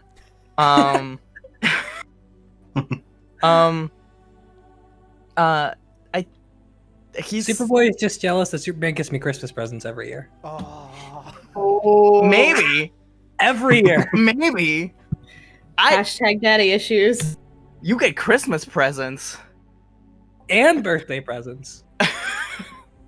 You know the sad thing. He doesn't have my address, that's why. Yeah. Like, You have a birthday. Just keep telling yourself that. He doesn't have your address. He could literally find me whenever he wants. He just doesn't.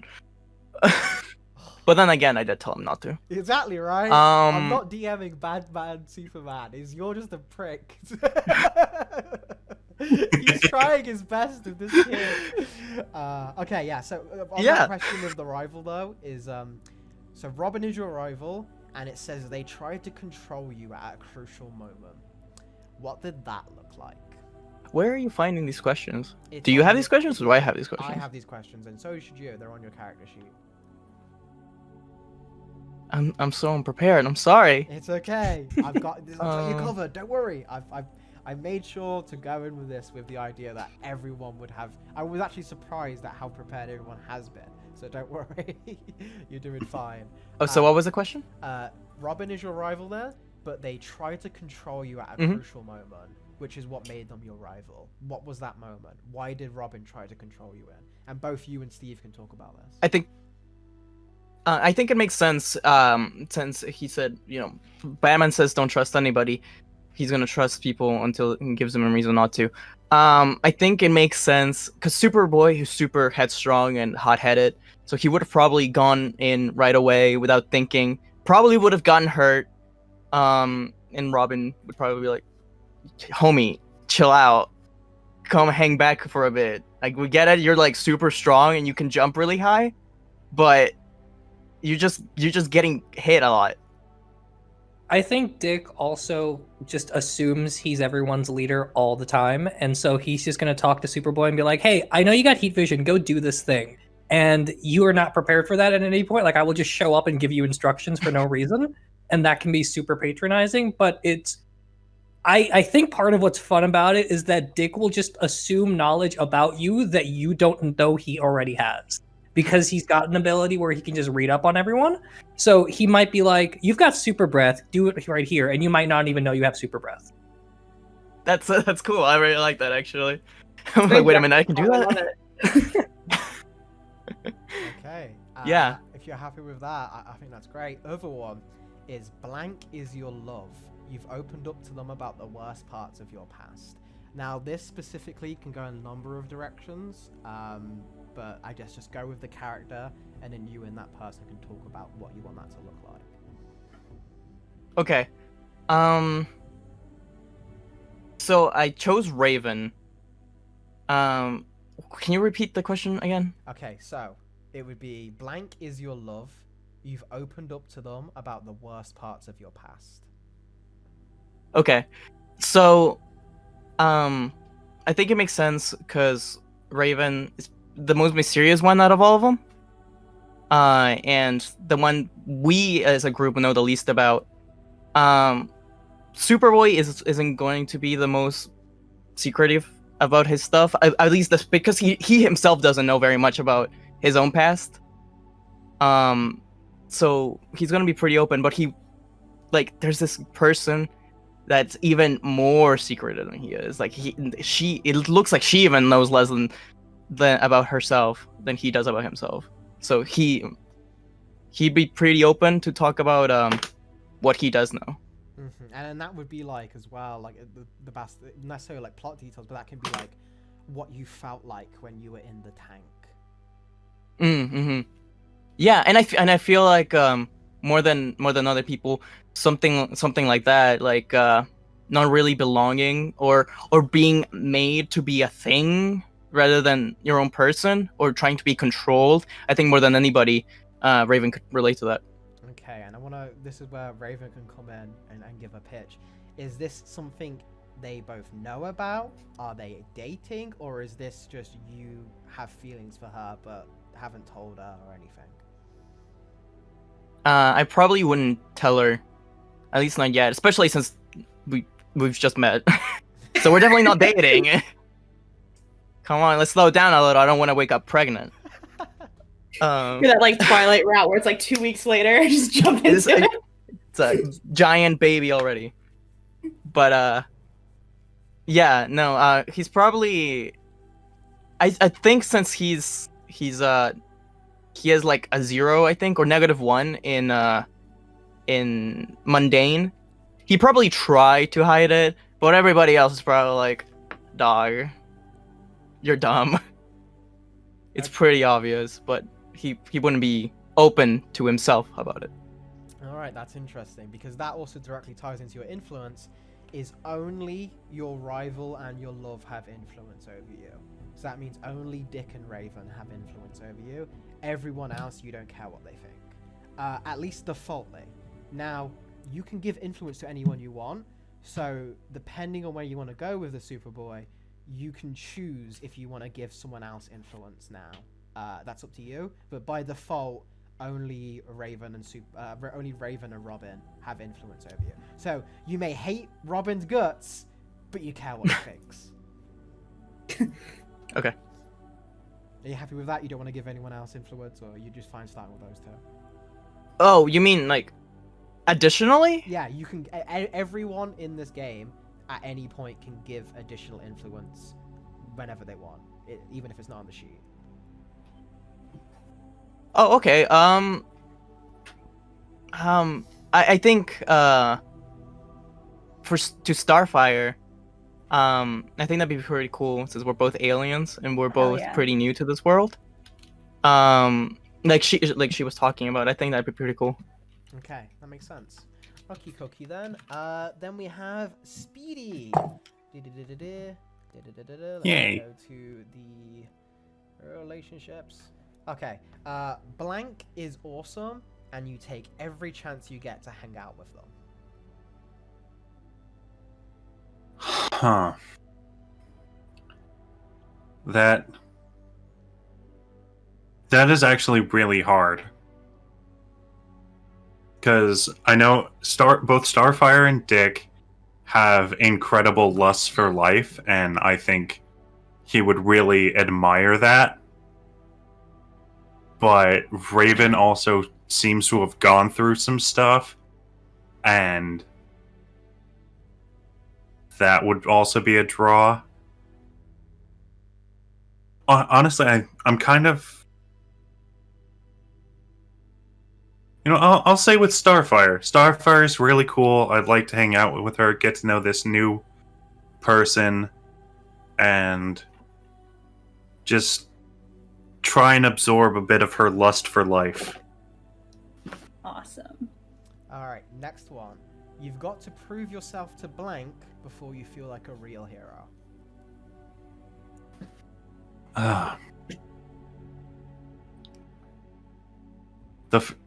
The first obvious answer that comes to my mind is myself, but that's a little cheesy.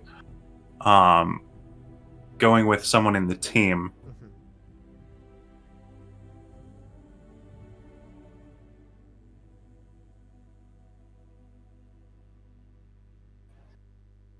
You know what? I'm gonna go with Raven because she's the most skeptical. She's the biggest skeptic, from what I've heard. Is Raven's the biggest skeptic, and if Raven thinks that I'm a hero, then I think I've proven myself as a hero. Okay. That's a good one. For influence them, you are so excited to be here. Give influence over you to 3 of your teammates. So pick 3 people who have influence over you. So 3 people have influence over me. I'm guessing that would be Raven and Starfire automatically. Yeah. So that's one. And honestly, I'd probably also say Dick.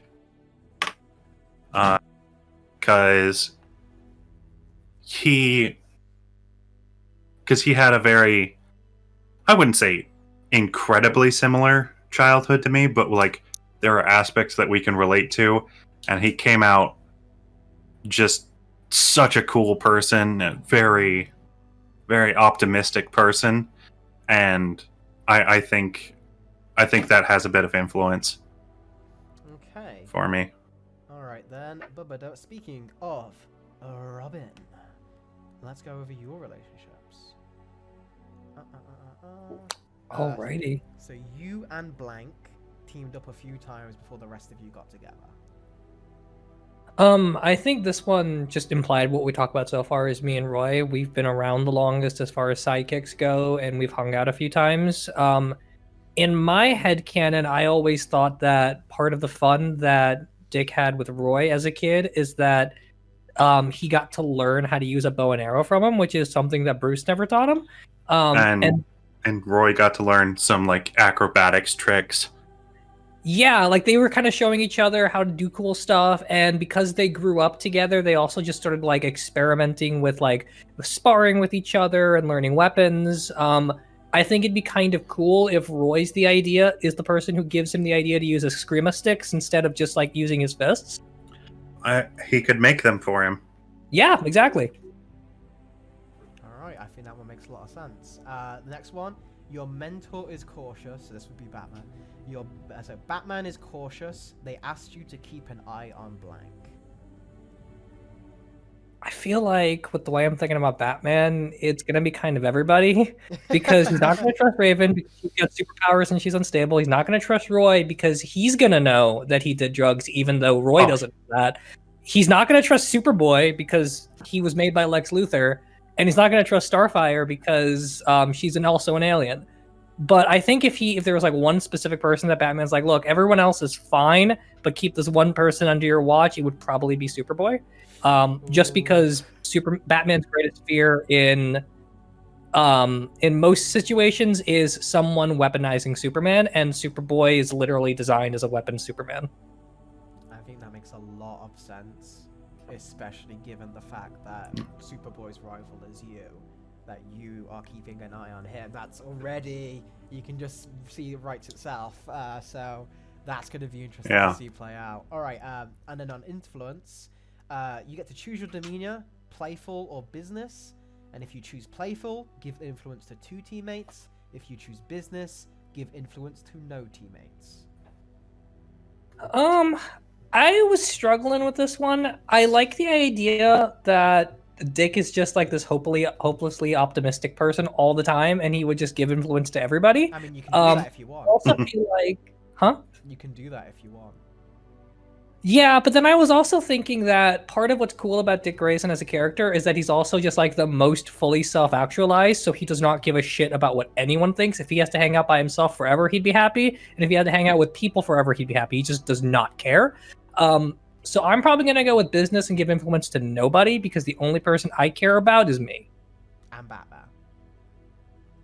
And Batman, to a degree, because Batman's a dick, and I don't want to be like it. Yeah, even if you don't like it, you still care what he thinks, which is interesting. Okay, Yeah, I care what Batman thinks, but I don't care what anyone else thinks about me. I am Bruce Lee with a better ass. That's where we're at. And damn, Bruce Lee had a decent ass. He did. He could hug it. It was fantastic. All right. Next up, for the last one, we got Raven. We got your relationships. So that is, you told blank all about your doom and the danger you're in.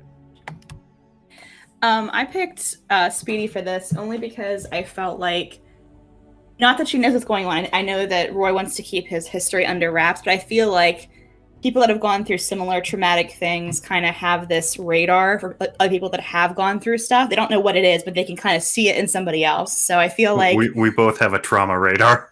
Exactly. we have an issue. You know, you're crazy, I'm crazy. Yeah, like we have that little like vibe. So I feel like if she's gonna tell anybody anything, which would be like on a very very intense basis, it would be Roy, because feels like she can trust him a little bit more, because she can see that in him and she can relate to that. And although she may not know everything about him and may not know exactly what happened, in the past, she gets a vibe and she feels like this is somebody that can have my back.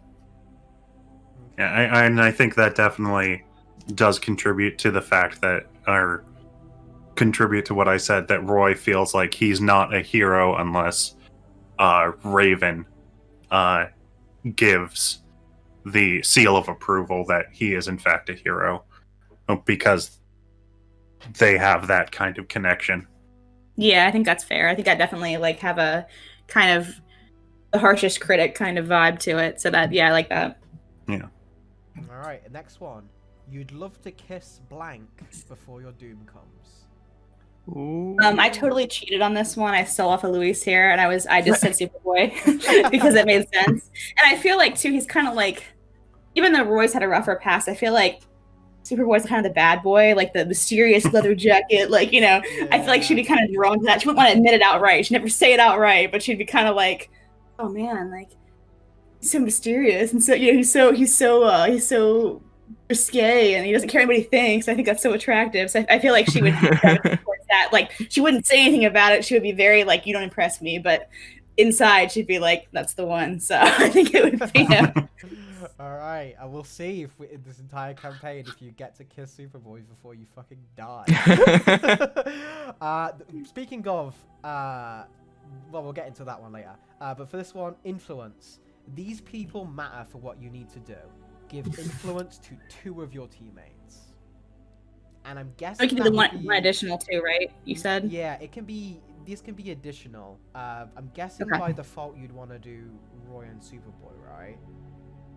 Actually, I made it Starfire and Superboy by default, because I feel like Starfire, though she doesn't share a lot with her, it's kind of, with Raven, I kind of want to do it. She's not a real positive character, but even though she's not real positive and she doesn't probably share a lot with Starfire, that positivity and that kind of hype man mentality really pumps her up when she really needs it most. So I wanted to kind of incorporate that, and kind of harking back to the whole Harley Quinn thing, as much as she isn't a real hype person, when somebody really recognizes something positive in her and hypes that up, that sticks with her. So I would say that influence would be Starfire, Superboy, and Speedy. Those 3. Okay. Sorry, Robin. I Well, think you're a dick. I don't bother with you. It's your fault Beast Boy died and nobody cares about you. Oh no! Damn. Oh wow. Okay. Speaking of someone being dying, this is an extra one again because Erin's a special snowflake and she gets so many extra powers. We're talking about you're doomed. You're doomed. Your powers may be killing you, or maybe you're hunted ruthlessly, or maybe you embody an apocalypse. Technically, you're all three.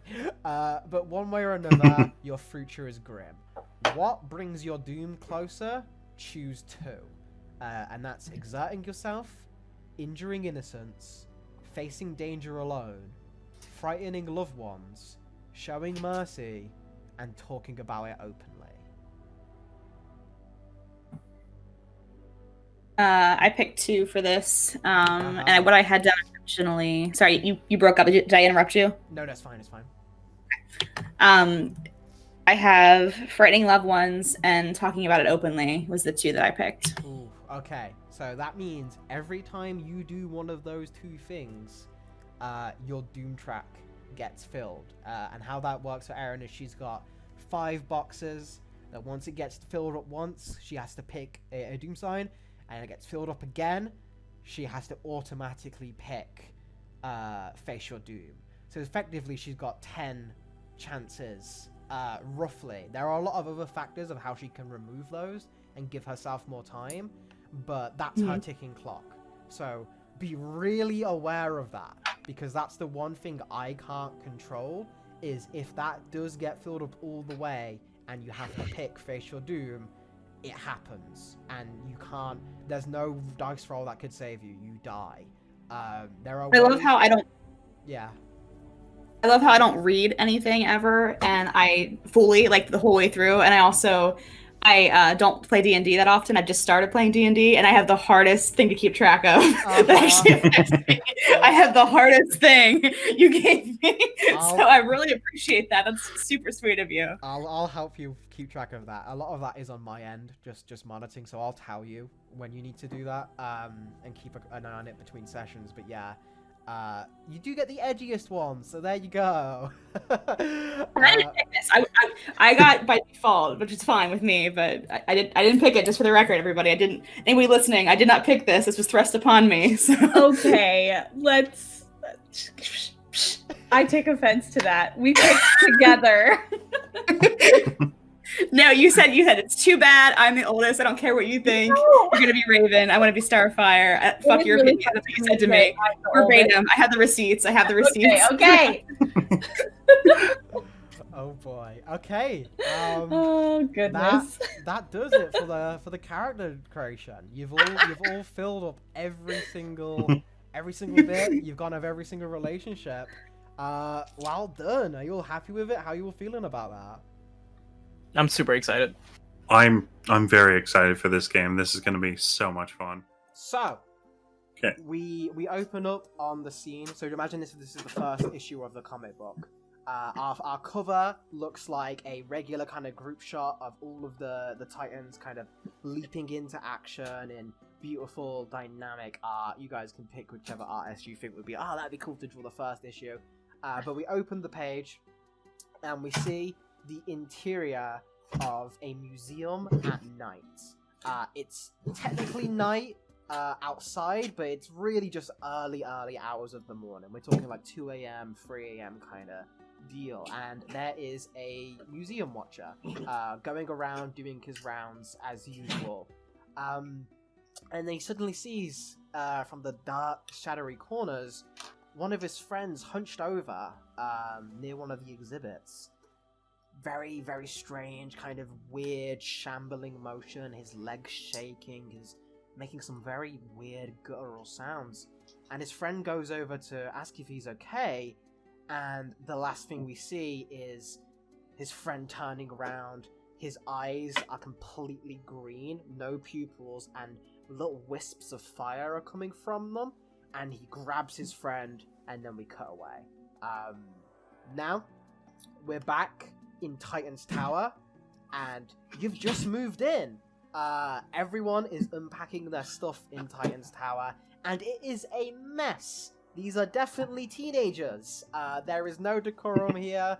There is no moving guy to help out. It's just everyone's decided to unload all of their stuff.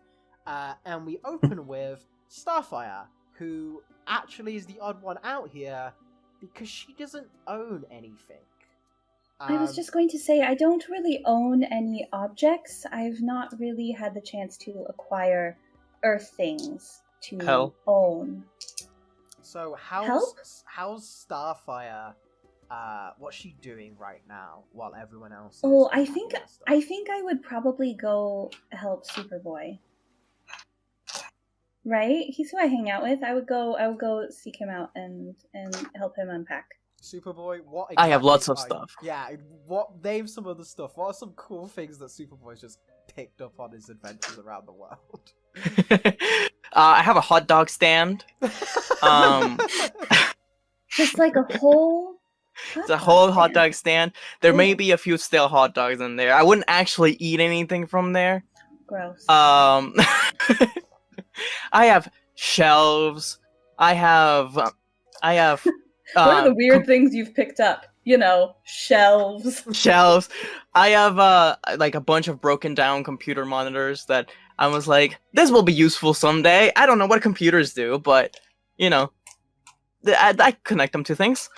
There's a bunch of rock band posters of music that I actually haven't listened to, but I make a note to listen to someday. There's a bunch of CDs and vinyls and cassette tapes scattered around.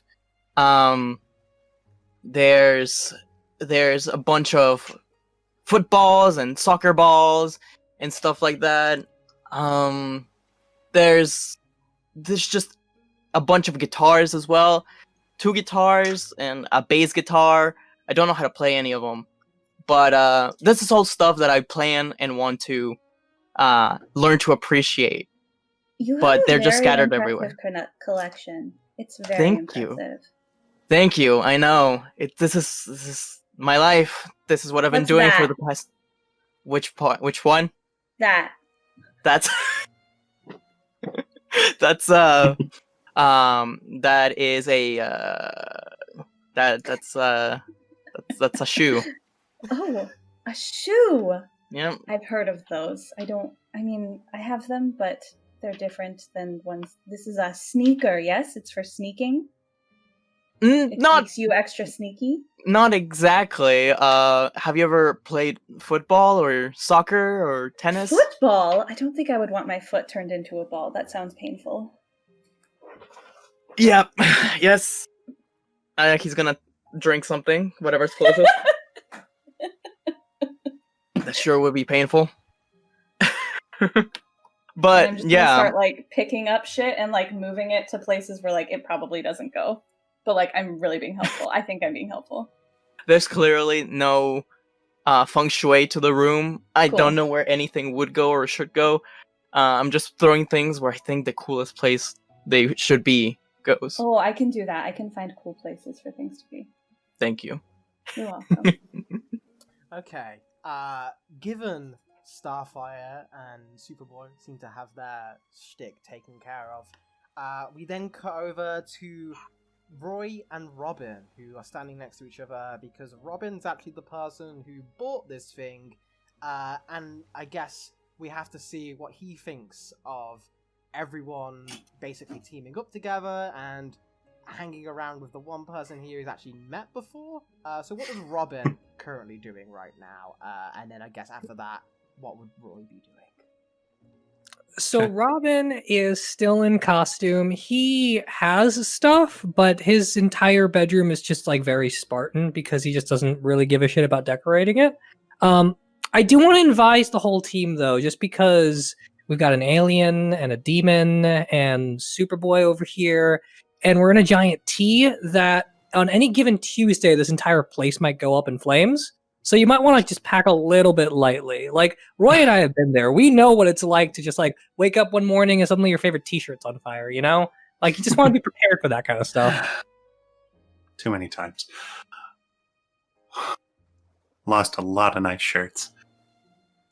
Yeah, it helps to have everything in a utility belt, even if you don't need utilities. Yeah. Okay, so they seem to have got things in hand. And that leads us to the final one, who seems to be all on her own. Very curious to see what she's brought with her, given she has another dimension where she probably stores her stuff.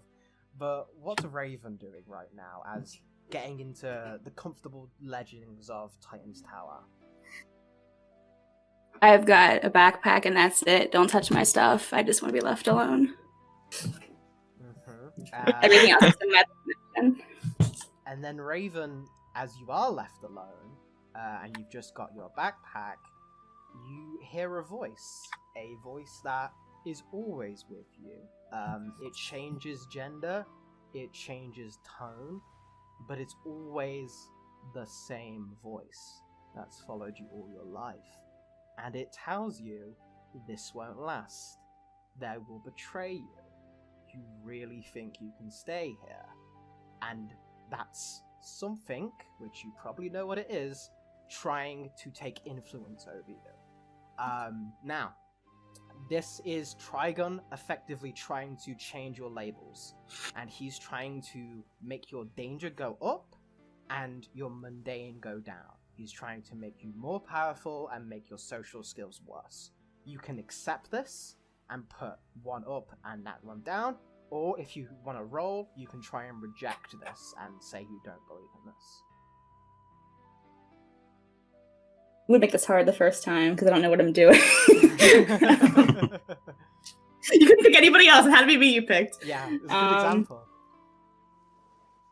I'll roll, but I don't even know what to roll for this. Okay, so roll is, you roll both the 6 dices, and if it's a 7 to 9, it's a hit. If it's a 10 or above, it's a strong hit. And if it's a 6 or below, it's a miss. Okay, hang on.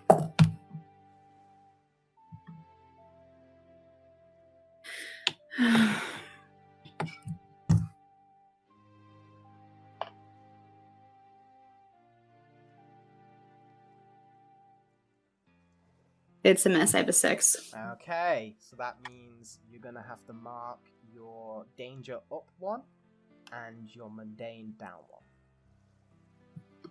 And that also means Raven now believes that this won't last. That they're gonna find out and hate you, and this is kind of pointless. So that's gonna affect you going forward and how that plays out.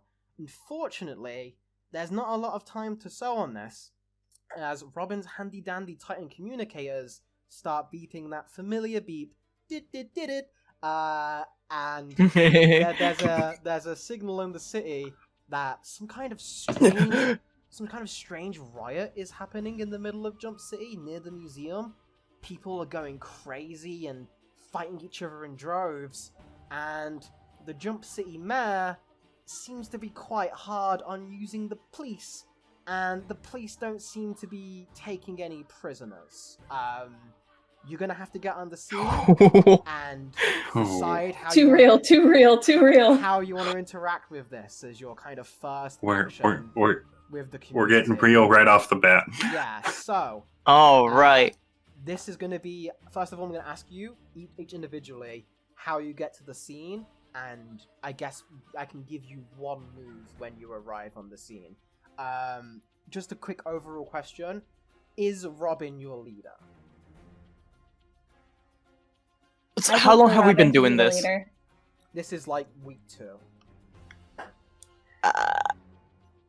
I want to acknowledge him I as vote that. for Robin. I nominate Robin, and then I also vote for him.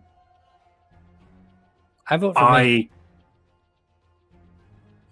I wouldn't put any stock in myself as being leader, so I would put I would nominate the person I trust the most after myself, which would be Robin. I vote for myself.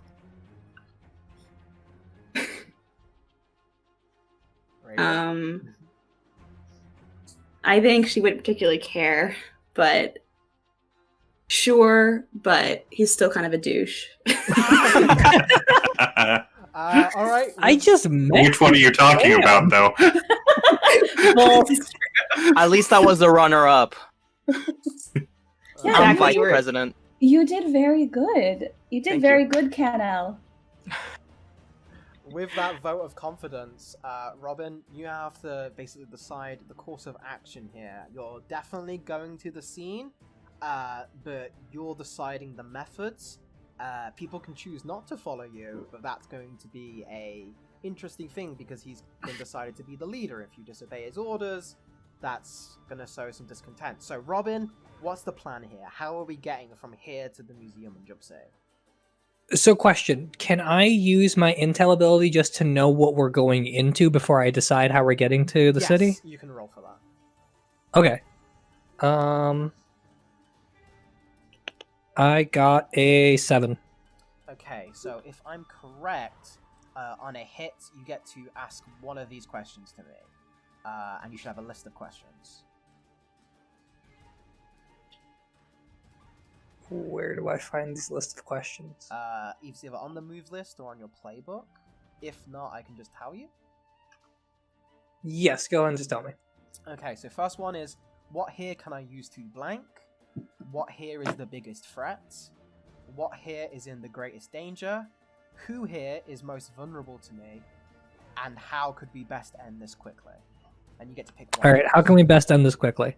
Okay, so on the screen of your personalized connection to the back computer, you do a quick energy search, and it's revealing that there's strong indications that whatever is affecting these people has ties to the museum and the Phantom Zone.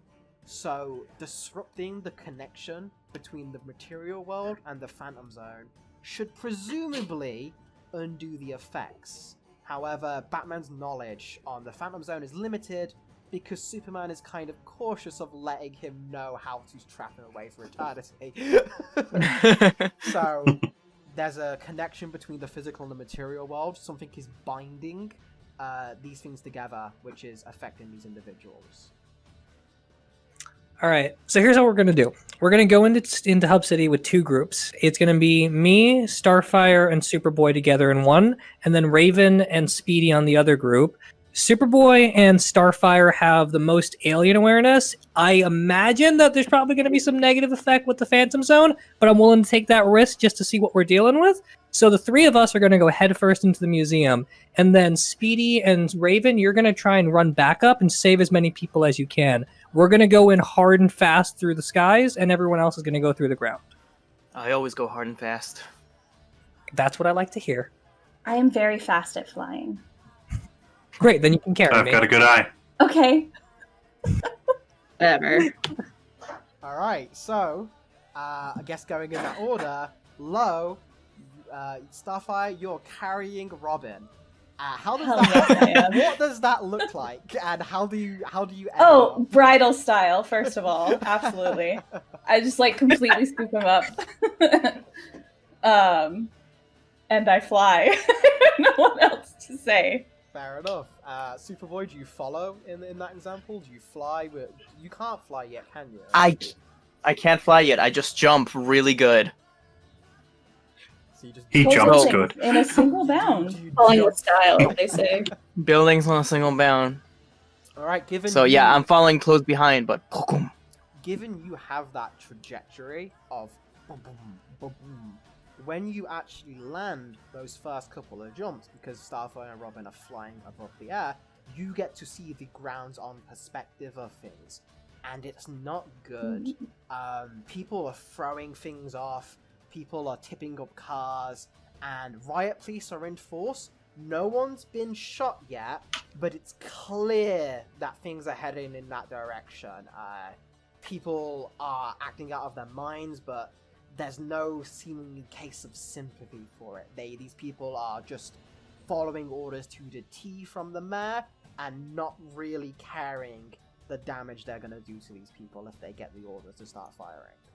So you're the first person who sees that and has that situation. You can choose right now if you want to try and act on that, or we can change focus to someone else and let you come to that decision later. Um, like when quick question. When I jump, is there like like sometimes you see like a floatiness to it, like I can like Yeah. hold myself back a For little? some reason, whenever you go to have a landing, it's not leaving a crater in the ground. You get very soft as you approach your landing, as if your flying powers are kicking in instinctively to keep you and anyone you are carrying safe from, like, gravitational harm. Yeah. Okay. Let me come back. Okay. So then we go to Speedy and Raven. You've been given orders by Robin to go in on your own things from the underground. How does that look like? What exactly is your method of transportation there? I guess I'll ask Raven because she's the one who has flight powers and stuff like that. So I guess has a little bit more of an agency than Speedy. You can have a bike, I guess. But Raven, what's the plan here? How are you getting from A to B? I am going to teleport throughout. So I'm going to teleport, grab somebody, teleport, grab somebody else. It's really tedious, but that's how I'm getting around. I'm just kind of zooming through wormholes. Mm-hmm. Okay, and that's normally, if that was like a big thing and you were trying to do more than one person, I'd ask you to roll for that, because that'd be unleashing your powers. But since it's just one person at a time, everyone knows Raven can do that. I'm not going to ask you. And that's also a trend for everyone. Is like, everyone knows Starfire can fly. Everyone knows Superboy can jump high. Like, it's only when you have to unleash your powers is when you're doing something that would be a question mark, is where we don't know the outcome of you trying to do that. Stuff like regularly assumed superhero stuff doesn't need a roll in this game, so I want to make that clear as well. Okay, so Speedy, you're being teleported by Raven. Given the power of teleportation, you end up with her on the scene first. And again, you see a very similar sight to Superboy, except on your end, the cops have gotten a little bit rough. They're starting to beat up some of the people, and some people who are even infected. Some people who are just trying to get away from it and being muddled into the crowd. Okay. So there's a lot of moves you can look on here for what you want to do, but if you want to just decide, oh, I'll do this, I can tell you what role that would be if you want to.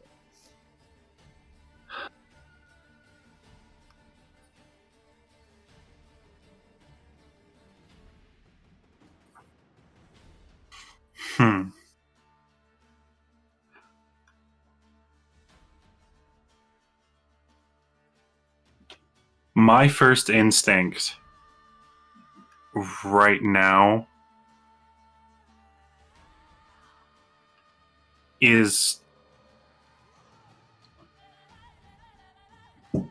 to see someone not be mercilessly beaten for no reason.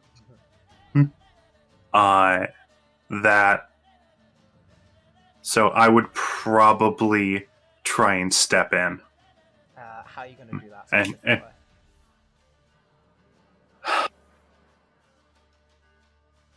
Or thinking of what would be a cool comic panel would be Speedy coming in and blocking a police baton with his bow. Okay, and it's just going to be the one police baton. Because you're Speedy, you're highly trained. One police officer says nothing to you. You don't need to roll for that. You block the blow. Yeah. But now the rest of them take notice. And they register as you threat. They're telling you to drop your weapon immediately. You're still relatively unknown in Jump City. You guys you had that thing with Starfire, but then for like the last couple of weeks, you've just been like helping puppies and like doing community work. Like, you're not nowhere near Justice League level status. Titans isn't a well-known name. They just vaguely know, like, oh, Robin's a thing. And even that, they're like, is he real? Is he what? So they just assume you're just some random guy looking to get shot. They ask you to stand down. They point your weapons. They say, stand down. You and your goth girlfriend stand at the down right now, or we will open fire. This is a police situation. Do not get involved.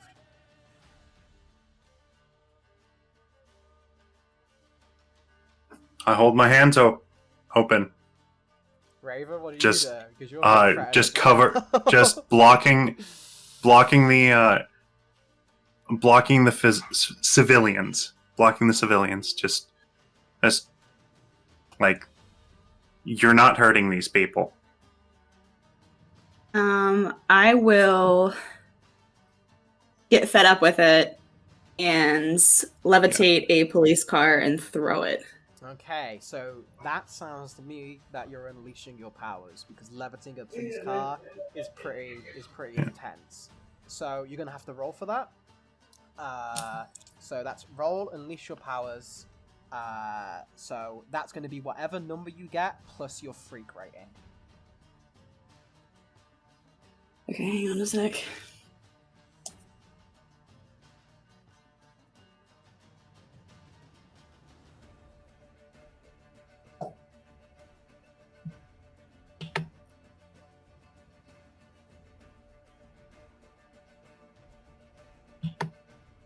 Told. Is you get 12?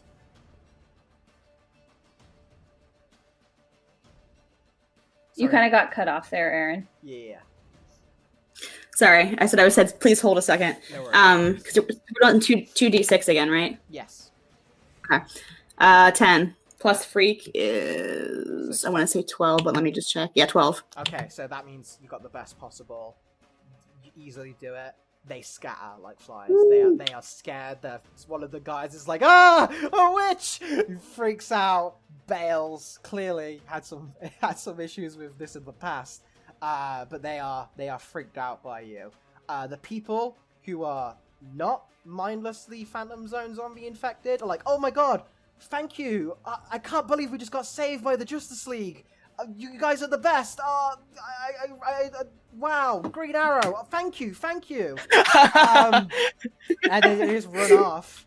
But the people who are still infected turn to you with a very ominous green eyes glowing, and for some reason they seem to notice and focus on Raven specifically after that show of power.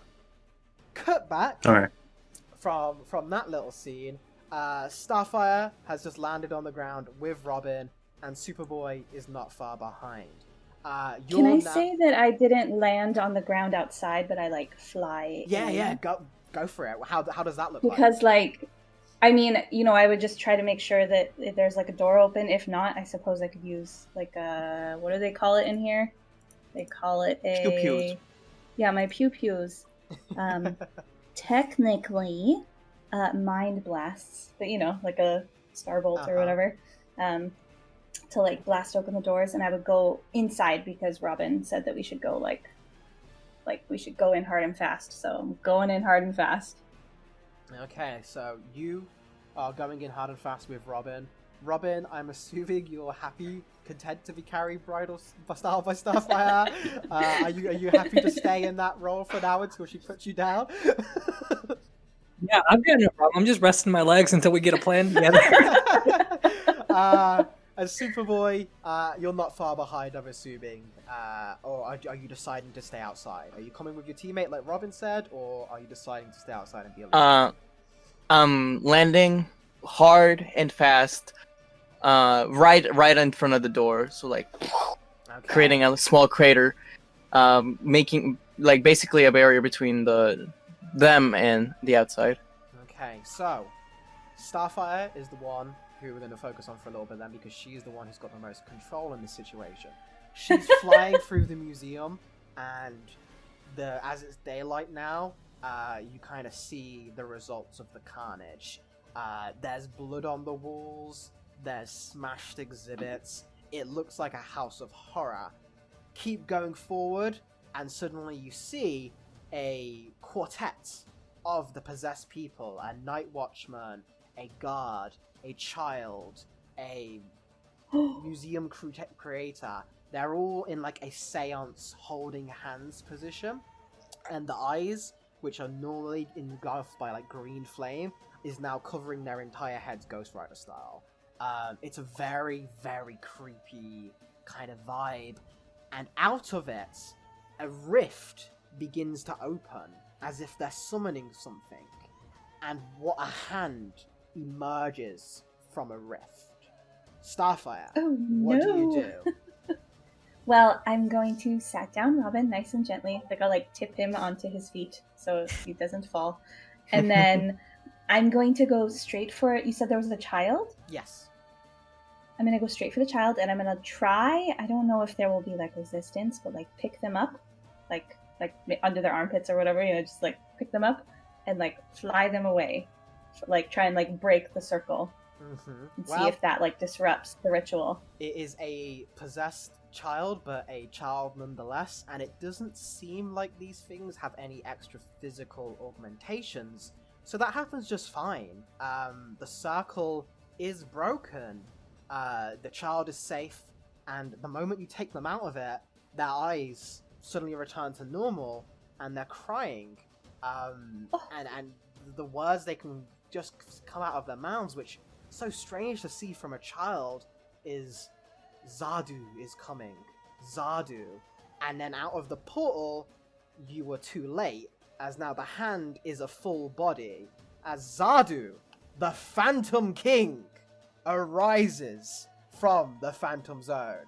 And for visual reference, I have an image of the man himself. Oh shit. I assume we're allowed to swear on this stream. Oh yeah, of course. I feel like I already have. Well, I've just said there's blood on the walls from people being killed and captured. I don't It's know. totally fine. Yes, okay. Da-da-da-da-da. Ba-ba-ba-ba-ba. There's a very long ritual, you see. It takes a while to summon from the... There, okay, there's Zardu the Oh, that's Phantom King. cool. Ooh. You have no idea who this guy is at first. Ooh. He is just standing there ominously, and he looks at his hand, he looks at his other hand, and he starts to laugh. He has no real discernible features that you can make out. He's kind of distorted. Imagine you're looking at like a glitch in reality. It's uncomfortable to look at him. It's like he shouldn't be here. But with what you could call a smile, he does smile and begins to say, "At last, I am free. Jor-El, you have failed. I shall take this world. I shall burn your son's mind, and I will rule it with a fiend of the living undead." And he turns and sees you free. And recognizes a certain symbol on Superboy's chest. Robin, you're Can the leader. I- Oh, you go ahead, Starfire. Yeah. Oh, I was just going to say, am I allowed to use my heliokinesis even though I am inside? Yes, of course. Okay. So knowing that he sort of kind of singled out Superboy, I'm going to try and direct that at Superboy and like supercharge him with sun energy. So that would be unleashing your powers. Yes. I'm gonna say you're fine to do that, but Robin, you're like standing right next to them, and you're the leader here, so you can give your opinion on that if you want. Yes, give your opinion. I don't want to risk a superpower beatdown in a small museum where there are still civilians. I want Superboy to get at a distance so I can get the kryptonite in my utility belt and see if it has any effect on this guy. Fair enough. I'm still going to use my heliokinesis on Superboy so he can get away. Okay, Alright, well, never mind. so this is interesting. I'm gonna disregard. But I feel like if you want, you have. I mean, everybody has influence over me, right? Isn't that a Yes. situation where He- influence he could be can like roll. a thing? He can roll if he wants to. But let me see if I have the exact move for that. I guess that would be provoke someone. Yeah. So basically, Robin, if you want to, you can kind of snap at her to listen to you. If you want to roll for that and use your. Oh no! But you don't. You don't. Do I have to do that? Or can I use my ability... where the hell did it go? Or can I use my heroic tradition ability to just convince her? Yes, you can. You can do that as well. Okay, so can I do that instead? Because I'd rather not exert undue influence. Yeah, that's fine. Does that require a roll, or is that just something you can do? Yeah, so it says give someone advice, roll plus the label your mentor embodies. Okay, so that would be Let me rolling plus roll. danger. Okay, so 6 plus my danger. Or rolls, yeah. Shit, where'd my character sheet go? I know I have so many tabs open right now. I know. Same. It's so many tabs. It takes like 8 minutes to roll anything. I'm like, wait, hold on, let me double check. I know I need to print out my character sheet before we play that next time. Okay, so my danger's a -1, so I just rolled a 6. I just rolled a 5. Okay. So yeah, she doesn't take any heat to you. You don't. You don't. All right. So Shit. This is the fun part. She doesn't take any heed to you, and I reverse it on you. So now Starfire gets to give you advice as if she just rolled. Oh no! Oh no! I'm just in the middle, like.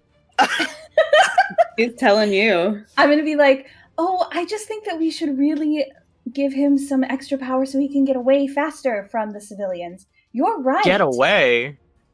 Yeah, because that's what Robin said to do. I'm I was gonna run in listening and to punch Robin. him. I've made my decision. I don't know that that's what Superboy's gonna do. I'm gonna jump in and punch him. So I should roll to unleash my powers, right? Okay. Before that though, Robin, mark a condition. You're now insecure.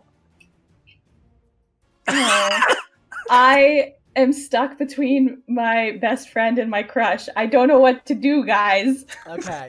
So Starfire, you're unleashing your powers. Yes, that's so gonna I be roll a- 2. Oh, it's not great, and it's freak, right? Yeah. So only 5. Okay. So it is a. Let me see what the negative. Oh no, if it's a. I just get to decide. Okay. So you infuse Superboy with your heliokinesis. But that is a very, very delicate balancing act of infusing no. energy into someone, and you did the worst possible job to where now Superboy just feels sick. Like he just goes to the ground as if You mean just... he feels like sick, like cool? No, Because I've heard the some Earth opposite people of say cool. that. The uncool. The, Oh, not like actual sick? like uncool as if he's also burning up, so he's also actually not Oh. cool. Like, We That's suck at my this. fault. this has been the I'm worst. very sorry, Kenel. I did not mean to make you feel sick. I meant to make you feel sick.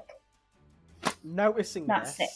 starts to use laughter himself as he was expecting Oh, no. to deal with like Superman, this legend he'd heard of in the Phantom Zone from other Phantom Zone criminals, and face him down. And he's just seen not only what looks to be a small child get told off by a Tamaranian princess, but then some Tamaranian princess poison their strongest weapon. So he Oh doesn't no, even, I fucked everything he up. was expecting to fight you, and now he's just like, okay, fine. And he just starts to walk away. And now he walks outside the museum and takes eye contact with Speedy and Raven, who were currently being swarmed by legions of his Phantom Zone monsters. Unfortunately, these people aren't actually that strong, so Speedy and everyone can take care of them pretty easily. But now Zardu has locked eyes with you, and it becomes interesting why he specifically is taking interest in Raven. Ah, the Spire of Trigon. Interesting to find you in a world like this. I wonder, would you be interested in joining me? This world is so full and petrified with the living. You were never even really born. You are undeaf, more so than I. Care to taking the spoils? So this is Zardu Raven, trying again to take influence over you, much like Trigon just did to you. So hopefully you should be moving. He's trying to make your freak go up and make your superior go down. He's trying to make you seem more outcast and less sure of yourself and more as a tool to him. Or do you want to roll, or do you want to accept that? I'll roll for it. Okay. It's plus what? It's influence isn't plus anything. Okay. So 7. Okay, so on a 7, you get to pick one of these. Clear a condition or mark potential by immediately acting to prove them wrong. Shift one label up and one label down, your choice. Or cancel their influence and take +1 forward against them for any other roll you do. I'll cancel their influence. That sounds like a plan. Okay, so effectively, you talent the fuck off. I mean, that's pretty much my style, anyways. What does that look like then? As you get this chance. Okay. Not she. Raven looks him in the eye. I look him in the eye and I say, "I'm not here for job interviews. Open a new teleporter portal. Nutella. Grab Speedy. Shut up. Grab Speedy. Pop in and we're gone." Yo, you two are where have you gone? We went to join Robin, Starfire, and Superboy Okay. inside. Interesting. Help me! Zardu, while he sees that, he's just kind of like, what is happening on this planet? This is the weirdest military force I've yet to encounter. Fine, I guess I'll just continue on my way. And his minions that are outside the museum, the ones remaining, start to gather around him and forming another circle, which was similar to the one formed in the museum, except this time, it's dozens of people. Alright, in the museum, chaos as Roy and Raven see the actions of Starfire, Robin, and Superboy. I am very, very sorry. I did not mean to make you on fire. I just meant to make you, like, more powerful, and I think it might have backfired. Poor choice of words. I apologize. What did you do? I tried to give him sun energy. He gets his energy from the sun. I don't know. I just wanted to give him more sun. All right, second question. Before I throw up from teleporting too much. Who the hell was Emotep? That's pretty good.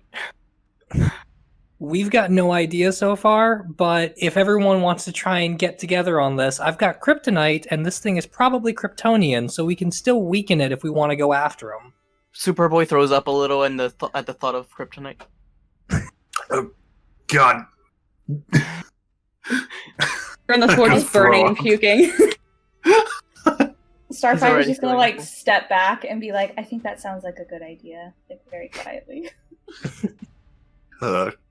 Teleportation sickness. Okay, so new plan. Roy, can you take this kryptonite on an arrow tip and blast it at that mummy thing? I can certainly do my best. Okay. All right, I got faith in you, buddy. Yeah. Okay. That Okay, actually sounded I like got that out of my system. you kind of triggered something there just by being in character, Dick. That sounded like you just comforted or supported a teammate. So that's, you can roll for that, and that's plus mundane. I roll for that, or Roy rolls for You that? roll for that because you just confronted Okay. like a good moment. 11. Okay. So they hear you and they mark potential. So on one of your potential things, Roy, you get to mark it. You've just become more on your way to becoming a hero. Okay, so mark some potential. Cool. Okay, so that's Robin's plan. Is everyone okay with it this time? I don't have an option. Now I'm that I very have much okay finished with throwing up, Robin's plan. yes, I am. We should all Down listen to with that. Robin more. When can I start feeling better? I mean, That's up You to can start feeling better as soon as we finish this mess, so you can just chill here for a minute, okay? Ooh, sideline. Harsh. But I'm the star. I'm just trying to keep you safe, don't worry. I mean, technically, here, Corey's Thank God got there's no star in her cameras name. around. Oh wow! Thank God there's no cameras around.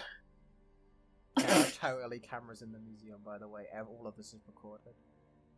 Fuck. Oh no. We're the worst superhero team ever. We're just puking and running away is all we're doing. That's literally all we've done. We're This leaving is- so much none of this is DNA my all fault. over the place. Uh-huh. Okay, so that's the plan. Roy, you've got to a vantage point. What's your move here? Yes. You've only got one shot. I do. So, There's a couple of moves here you can on your move list. Either your character. yeah, I'm looking through, Mhm. and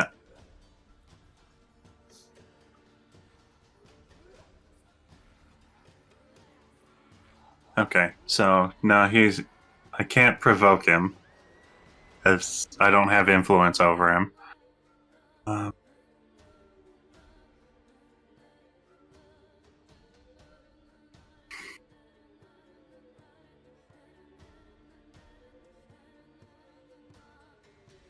You know what? I think I will. I'm going to assess the situation. Okay. See where I can get the best vantage point, and get the best shot that I can. Okay. So I do not want to miss this shot. roll plus superior. Okay, so plus superior.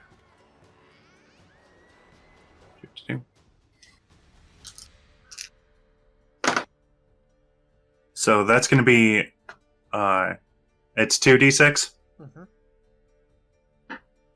All right, so that's plus superior. That's 8.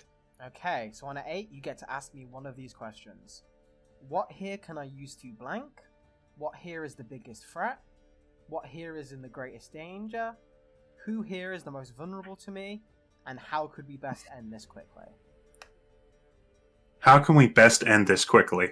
Okay, so Zardu seems to be moving, but not nearly as fast as you've seen Superboy move, or even News Ruttage of Superman. For a Kryptonian, he's remarkably slow, as if he's moving and struggling through reality, as if the walls of our reality are like a bar of soap that he has to try and squeeze through.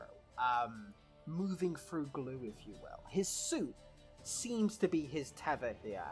His actual body is still the Phantom Zone. He's been in there so long, he's not actually got a physical form anymore. He's a ghost in a mummy suit, effectively. So damaging his suit, in theory, should end this, and he won't have a tether to the physical world. All right.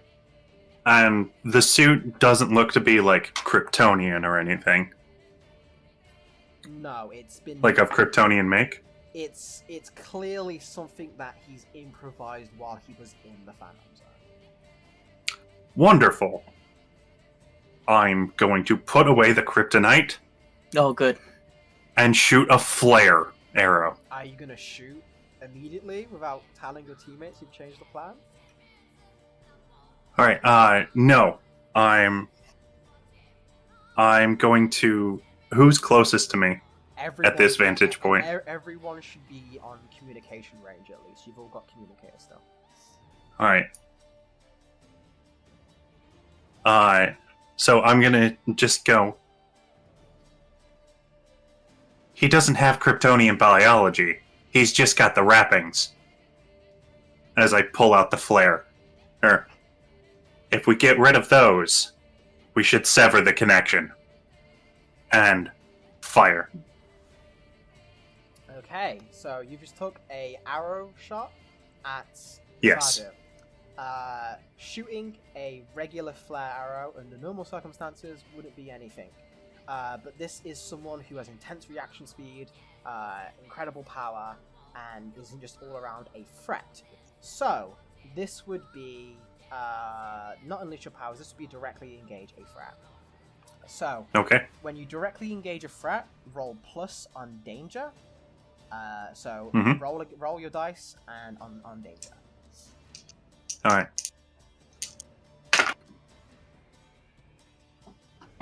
Double ones. Double ones, so that's just a miss. Yeah. So yeah, it misses. Yeah. One Wow, job. we're so bad. The flare arrow I'm- misses Zardu, but it catches his attention, and he turns around, and then all of the zombies all turn around, and then the children zombies all turn around, and they all look at you with the exact same expression, and it's quite horrifying, and they're staring right at you. So, Robin. Roy is just thinking, God, I need a You're drink. very, very bad at this. Robin, your team, not been the best of His situations. face. What's your move here? How are you gonna salvage this? Okay. Plan C. Let's get Raven to teleport Superboy right in the melee range, and Superboy can just pound him to hell since that's what he wants to do right now. Am I feeling Can do better? that. With the kryptonite away and your Kryptonian biology, you should be fine now. Okay, good. But I will mark a condition that you're angry, because this has pissed you off, being out of the commission and kind of being fucked up by your teammates so much that you're pissed off and you do want to hit something. So on your thing, just mark angry. Gotcha. Okay. Okay. So, is everyone okay with Plan C? Yes. I guess Get me up I close. have to be, yeah. Okay. So this is your first unit as a team engagement with all of you on the same page. So that means we get to activate something that probably should have been activated a while ago, but you guys all decided to be loose cannons, and that is directly. This is only our second mission. We cannot be perfectly in sync yet, dear Game Master. This is a directly engage a threat as a team. So let me make sure I've got this on properly. Okay, yeah. When you enter a dangerous foe against the team, add 2 to the team pool. So I'm gonna just put it in the chat here. 2 team. So this is by default. So how team works is any of you can take a number from this and add it to your rolls. How this works, you can in 2 ways. As a team, if someone's doing something and you're in a position where like, oh, I want to help them, you can take one of the team from this and add it to their role as you help them achieve what they want to do. You can also do it selfishly. You can take it yourself and add it to your own role, but that also means you have to do something against the team, like insult someone, or you use it in a way where you've benefited, but your team has been put at a disadvantage because of your actions. Does that all make sense? So Yeah. it looks like since I have the move Captain, I get to add an extra one to the poll. Yes, because you have a team, so that's free right now. So free default. Also, other things. If the leader has influence over every teammate, add another team. If he doesn't, if everyone has the same purpose in this fight, add another team. Do you all have the same purpose in this fight right now? Defeating him? Yeah. Yeah, I would think so, yeah. Yeah. I agree I with have Robin. that. I have that purpose. Okay, 4, there we go. And then, if any team member mistrusts the leader or the team, remove a team. So automatically, God. Raven, you had that conversation with Trigon. That could have affected how you view the team. That's up to you to decide, though. We can't afford it now at this point in time. I'm just gonna cross my fingers and hope for the best. does anyone else mistrust someone? Mistrust Robin or mistrust the team? Not right now. Okay. Well, I'm Not angry. right I don't now. know if that affects. That doesn't affect it. I mean, you can still be mad at someone and trust them. You're more so mad at just the situation. Okay. Okay. I know Robin's constitution. Okay, and if your team is ill-prepared or off-balance from either team, I'm gonna say you are pretty ill-prepared and off-balance, so I'm gonna put it back to 3. You puked up mostly over the museum. I think that's as ill-prepared as you can get. Alright, so you're directly, you're challenging a powerful foe. Who's gonna make the very first move here? That should be Raven, right? It should be Raven. Yeah, I'm gonna teleport and toss Superboy. So And you're just gonna toss Wanna Superboy be- himself. I mean, sure.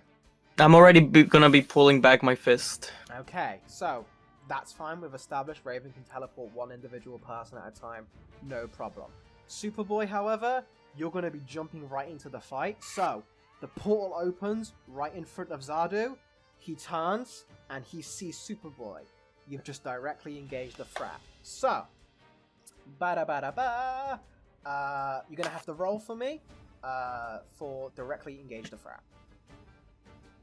Okay. Don't mess this up. I know.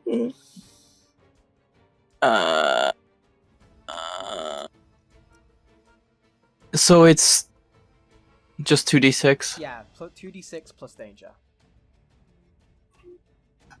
plus. Let me see what my nature is. So 7 plus 2, 9. Okay, and if anyone else wants to, they can add some team from the pool to help up Superboy, but given it's a hit, he's already going to get something out of this.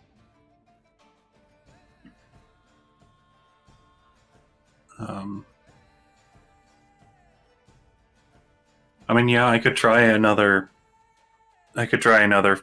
flare arrow. So do you want to take one of the pool and boost it up to 10? Yeah. Okay, so how does your flare arrow help Superboy's attack? By weakening the enemy and making his punch stronger.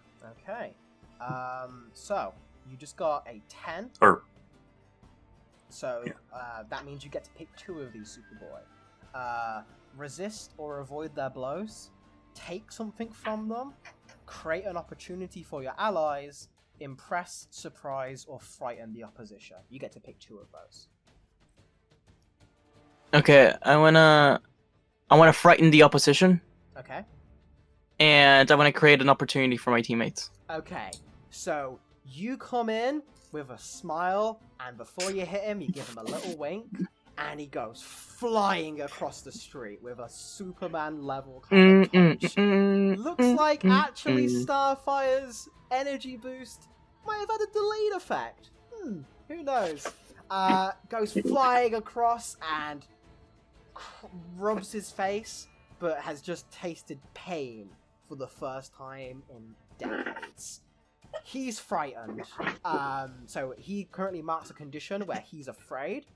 You've created an opportunity for your allies in that his ass is just plowed on the floor and he's kind of shaking for a moment. But villains, when they get hit, they always make a move in response. They always have to do something in response to the condition. So your allies will get a plus on whatever roll, a +1 on whatever roll they do now against Zardu. But he's going to directly come back at you with... so many tabs. Okay. Moves. Okay. Afraid.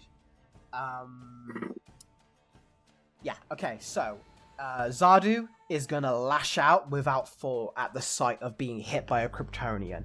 He was trapped by Jor-El. I will not be trapped again in that hell. Do you hear me, House of Al? Do you hear me? I will not be forsaken from the reality of my birthright. You will die this day. You will kneel before Zardu.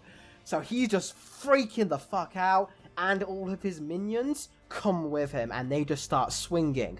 But thanks to Superboy, he's not really thinking anymore. His calm exterior has kind of gone as his PTSD at the House of Al is kicked in. What's happening? Can I say something? Go ahead. Okay, I'm gonna look around and see if there's any camera crew. Give it a little shake, a little wink. And then I'm gonna say, I'll show you the House of Al, and I'm gonna go like this. I'm really, really sad that this is only an audio thing because They can't see that. that was glorious. That was great. It was a beautiful thing. I will 100% agree. Okay. Does anyone, let's say, Starfire. What's your move here? I am feeling very self-conscious right now because I kind of really, really screwed up, so I would wait to see what Robin does first. Okay, Robin. A lot counting on you. All right. So I'm hyped that someone actually listened to me and it paid off. So Starfire, we're just gonna keep this momentum going. She's gonna go in and hit him hard and fast, and then Speedy and Raven are gonna take on the street threats with me. Okay. What am I doing? You're going in with Superboy and attacking him. head on. Okay. Yeah. Sorry. I thought you were just like, Okay. you can sit this out, Starfire. You've done enough. I was like, oh, No, we got 2 heavy hitters, and then we'll just start incapacitating the weird minion things with glowy eyes. Okay. Yeah. Okay. So Starfire, Robin's just told you to go in and directly engage the threat. The same thing as Superboy. So you're gonna have to roll for that. Yeah, so I'm gonna use my Mind Blast. And I did not roll great. 4. But that's also plus your danger. Oh, plus my danger. Well, I have a -1 on danger, so it's a 3. Okay. Why did I get a plus? Why did I get add my danger? Because that's directly engage a threat is different from unleash your powers. Oh, okay. Then I didn't even get a 4. I got a 2 Oh, ow. because I had added my freak to it. So you go in with your mind blasts, but you're kind of drained after giving so much to Superboy. So it's more like a sparkler comes out, and and you kind of go straight first into Zardu's fist and get punched with a Kryptonian punch of your own. So you get slammed across the battlefield and into a nearby restaurant. Your face is just covered in hot coffee now. And you take a condition. I want to note that Dick is just visibly face palming really head on. He's about to quit and just leave. So you take a condition, which is you feel guilty. You feel guilty that you've just let the team down. I already felt guilty. Okay, so Zardu, feeling a little more confident after just punching someone through a building, decides to refocus his efforts. He's assessing the situation right now. He's looking at his main threats. The idea of Raven just teleporting people in front of him isn't thrilling him too much. So he stretches out his hands and sends a gravity well to pin Raven to the ground. He's not your average Kryptonian. He's been in the Phantom Zone and it's changed his physiology. So Raven, you're currently feeling 10 times of the Earth's gravity on you, pushing you to the ground, so you take a powerful blow. And that means you have to roll. That's a good workout. You have to roll. No, you roll plus any conditions marked. You don't have any conditions, so you just have to roll. Okay, 9. 9. Okay. Nice. So you have to choose one of these. You lash out verbally, provoke a teammate to foolhardy action, or take advantage of your influence and inflict a condition. You give ground, your opponent gets an opportunity, you struggle past the pain, but mark 2 conditions. I'm gonna struggle past the pain and mark 2 conditions. I think that seems the safest. Okay, so you're pinned to the ground, but you kind of get up. You're using your magic to kind of boost up your physical power, but as a result, you're now angry, and you're also hopeless.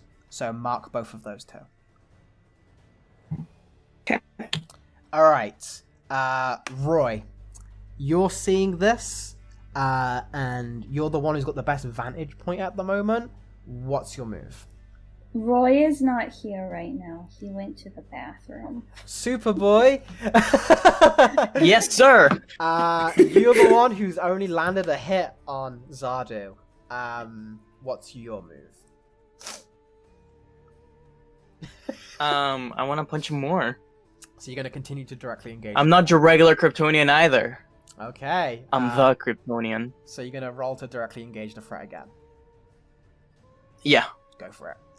If it helps Superboy out while he's going in for the hit, I'm gonna throw a smoke pellet in front of him so he can't see, and Superboy has an advantage, assuming he rolls well. Yeah. So that means I got a 9 again. So you get- No, wait, hold on. 9 plus 2, so 11. Okay, and because of Dick, you also got a 12. So you got the best possible result. So you're gonna Superboy's rolls are going nuts right now. You get to pick 2 of these. So resist or avoid the blows, take something from them, create an opportunity for your allies, or impress, surprise, or frighten the opposition. I want to impress, and can I choose what I take? Yeah. I'm gonna take his bandages. Okay, so you impress him with his power. And now he's starting to feel hopeless.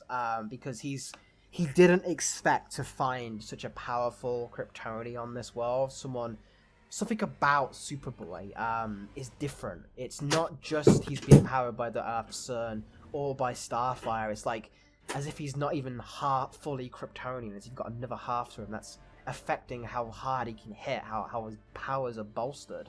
So that's made him hopeless. And when you take his bandages, he starts freaking out because that's the thing that's keeping him tethered to the planet. That's the thing that's letting him be here at all. And that's starting to flicker and fade a little bit. Imagine the opacity on him has just been lowered to like 70%. He's not looking so good. So because he just got hopeless, he's gonna decide, okay, fine. And his move here is burn down the world around them. He wanted to conquer this planet. He wanted to come in and rule over a world of mindless zombies. Apparently, that wasn't good enough for you all. Apparently, you just want to puke in front of me, embarrass me, and then try to fight me and reveal you had power all along. You think I'm a joke? You think I'm not a serious threat? You think you send your children to face me? I am Zardu. I am the Phantom King. You will respect me. I will show you what I've suffered. I will bring the Phantom Zone to you. And in front of the sky, the same portals as before opens, but this time it's as if hell itself has opened in the sky above Jump City. The Phantom Zone is literally warping the city itself. Buildings are twisting. Reflections are warping into strange and natural shapes. You see colours which don't exist. Everything around you is feeling unnatural and horrible, and it's getting worse by the second. You get the clear impression if this keeps going, not only will Jump City be destroyed forever, but the entire planet might be sucked into the Phantom Zone. Fuck. May I please attempt to hit him with my blasts again? Go for it. Directly engage the threat. Roll again. Yes. Now I'm glad I didn't set him on fire. Okay, this is better. And then it's a -1, so 9. A 9, and if anyone wants to add to Starfire from the team, they can. I will add to it and try to tie up Zadu so he's completely straight and gets hit head on. Okay. Anyone else? Because that means there's one more left. I'm Yeah. gonna do it. Oh, Oh, go ahead. No, You no, go. no, no, no. No, you go. You go. Go ahead. Go ahead. You do it. You sure? Yeah, I'm sure. Go for it. Go for it. Okay, Actually, I'll say, I was actually say no, because Superboy, you just got your hit, and every one of your punches is kind of taking energy out of you. So you're not in the best position to help out right now. I think Raven's got the better chance to help him. So how would you help? I lost my thought. Hold on 1 second here. Give me 1 minute. No worries.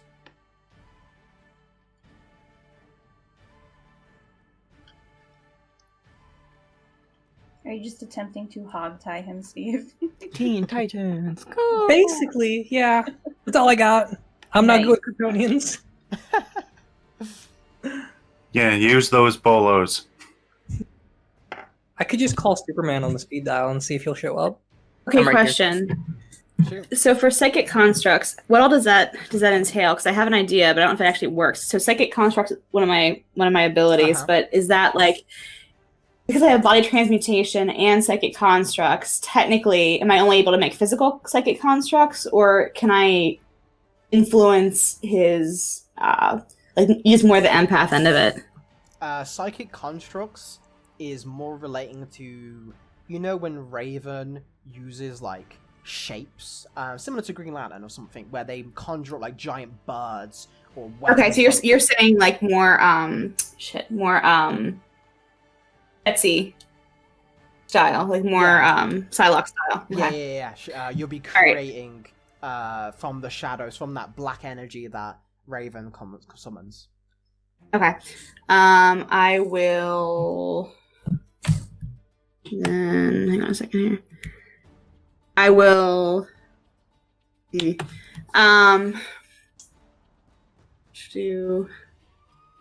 I will create a distraction from behind him, so he loses focus. I'll raise something up behind him, so he loses focus, just to distract him, so Star can get a better hit. Okay, so that's all the team from the pool, but that's given Star at an 11. So you get to pick 2 of these. Astra Metreon Syntos. Yes. You need to say it, Aaron. Azarath, Metreon, Zinthos. There we go. Yeah! So, Starfire, you get to pick resist or avoid their blows, take something from them, create an opportunity for your allies, impress, surprise, or frighten the opposition. You get to pick 2 of them.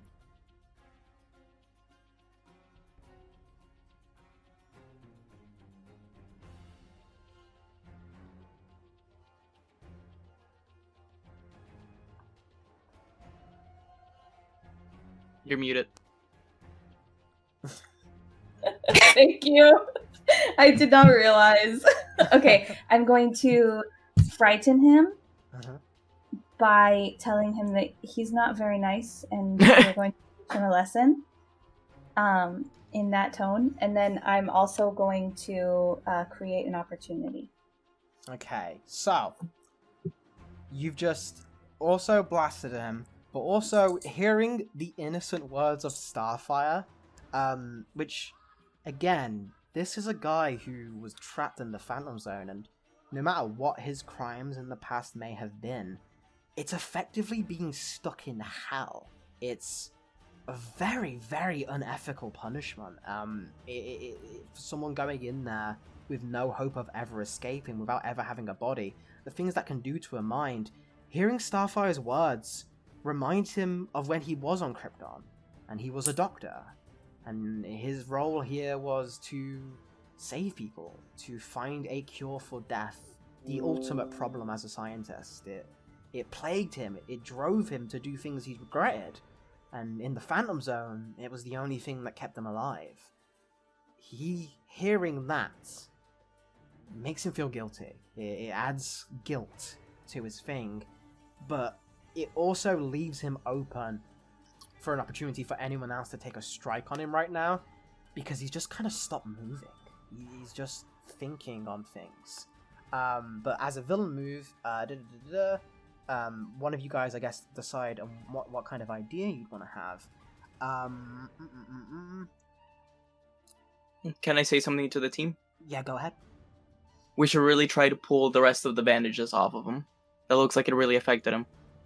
That might be the key to finishing him off.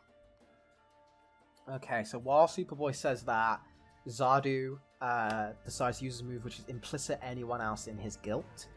And he starts talking and pointing to Superboy. And he's like, it wasn't just me. I tried to save people. That's all I wanted to do. It's what I still want to do. You all will die eventually. You're young. You think you're invincible. But you'll get old and wither and die and be forgotten. You can't save everyone. I can. This life, it may not be their destiny. They may be helpless. They may be servitude. But they will never rot. They will never burn. They will never be destroyed like Krypton. You, from the House of Al, you should understand this most. You have no world. You have no planet. We could stop that together. You, from Tamaran. A world full of war and pain. If we could stop your people from killing each other, how could you ever deny that? Look who you stand next to. Look at the witch in your midst who brings death. And yet you target me. And yet you find I am the one to blame. No. If you think what I am bringing upon your world, if you see the horror in the sky above you now, what she will bring upon you makes this look like a child's tantrum. And he looks at Raven. It feels like a child's tantrum already. Yeah, that was rude. Single me out like that. Oh. Robin's not a witch. That's where you're wrong. But this opportunity... We have a world. This This is our opportunity world. of him kind of going off on one and his moral compass being changed has left him quite open, Roy. There's a chance here. You still have that arrow that Robin gave you. And he may be changed, but it's a question of how much. Superboy's take his bandages away from him. Starfire's made him lower his guard. Raven's thrown him off, and Robin's leadership has brought you all together to bring you to this moment. What are you gonna do?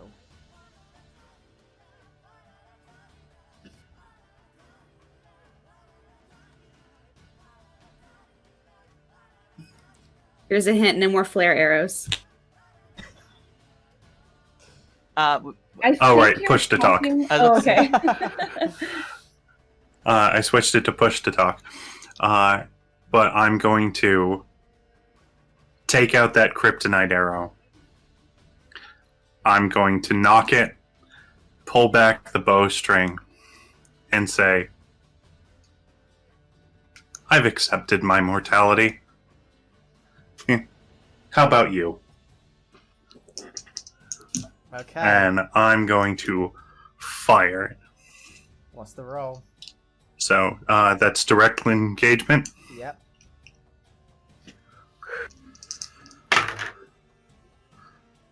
That is a 10.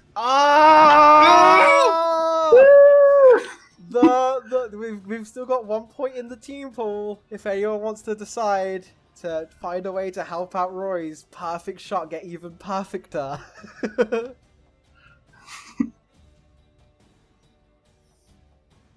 No? Okay, we'll leave it in there. I can't think of a clever way. We've got it. It's a fine. He can have this on his own. Okay, so that is a hit. The best hit. So you get to resist or avoid their blows, take something from them, create an opportunity for your allies, or impress, surprise, or frighten the opposition. You get to pick 2 of those. I'm going to impress with the fact that so far the only people that have actually done damage to him have been a Kryptonian and a Tamaranian with the help of Raven. So just the fact that a regular human is able to do anything to him, definitely. And the other option is I'm going to take more bandages. Okay. Take his life. So the arrow Or, goes... yeah, take away his connection. Yeah, the arrow lands perfect on the mark, on his sigil.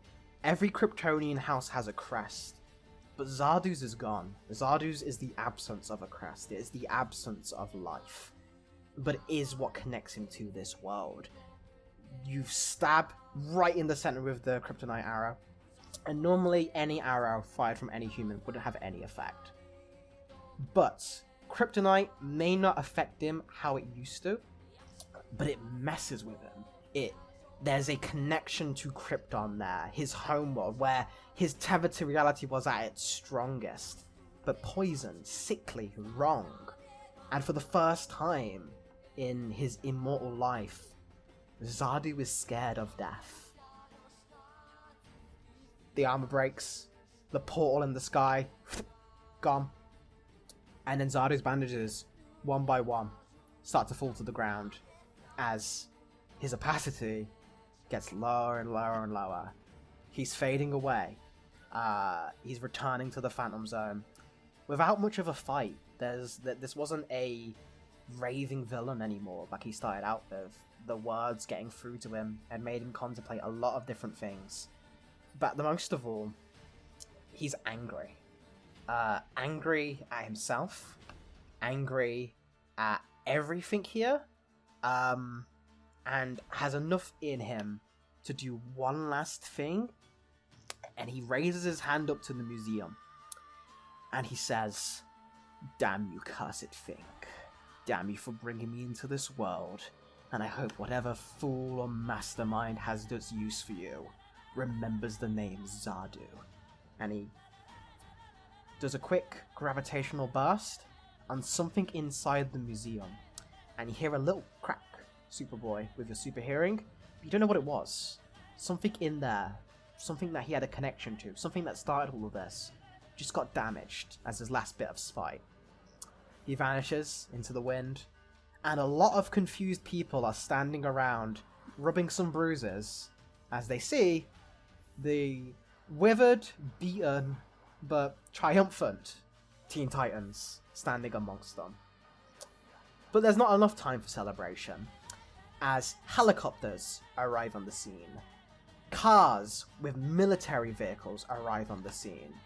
There's a lot of noise, there's a lot of commotion, and you're all pretty tired to make any attempts to escape or talk your way out of this. Out of the car emerges someone who's not here to take any shit.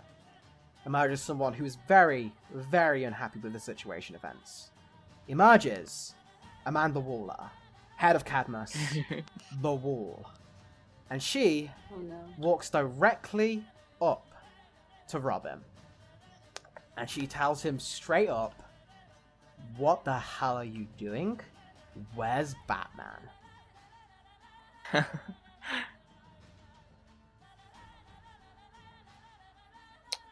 All right. I look her dead in the eye and without skipping a beat and says, "Who needs Batman? You got Robin."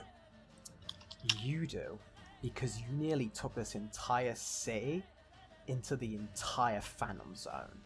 That's sloppy work, even by your standards. Look at the people you've brought along here. Look at the damage you've caused. You didn't even think of calling the Justice League. You didn't even think of calling your superiors, did you? You didn't even think of calling me. You're not going to get far in this busy if you do this, kid. You're on very thin ice as it is, being under legal age superheroes. I think you might want to reconsider. I would take all of that way more seriously if you were here like 20 minutes ago. Unfortunately, that's you trying to reject her influence. And Amanda Waller has influence over you, so you're going to have to roll to do that. All right. So you He's can a talk fuck your bat, big man. talk, Dick, but is that actually how you feel? Let's find out.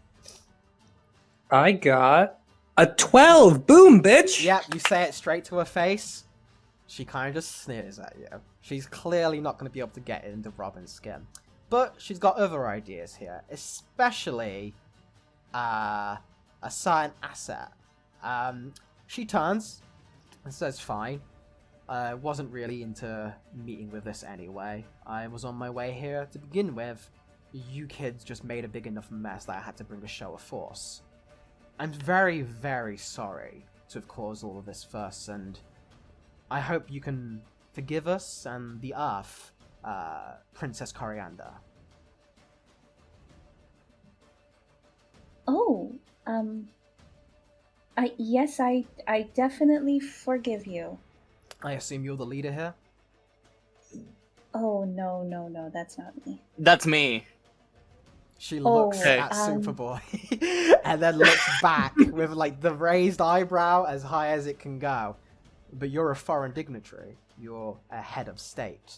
You should be running this team. Well, but I am just visiting.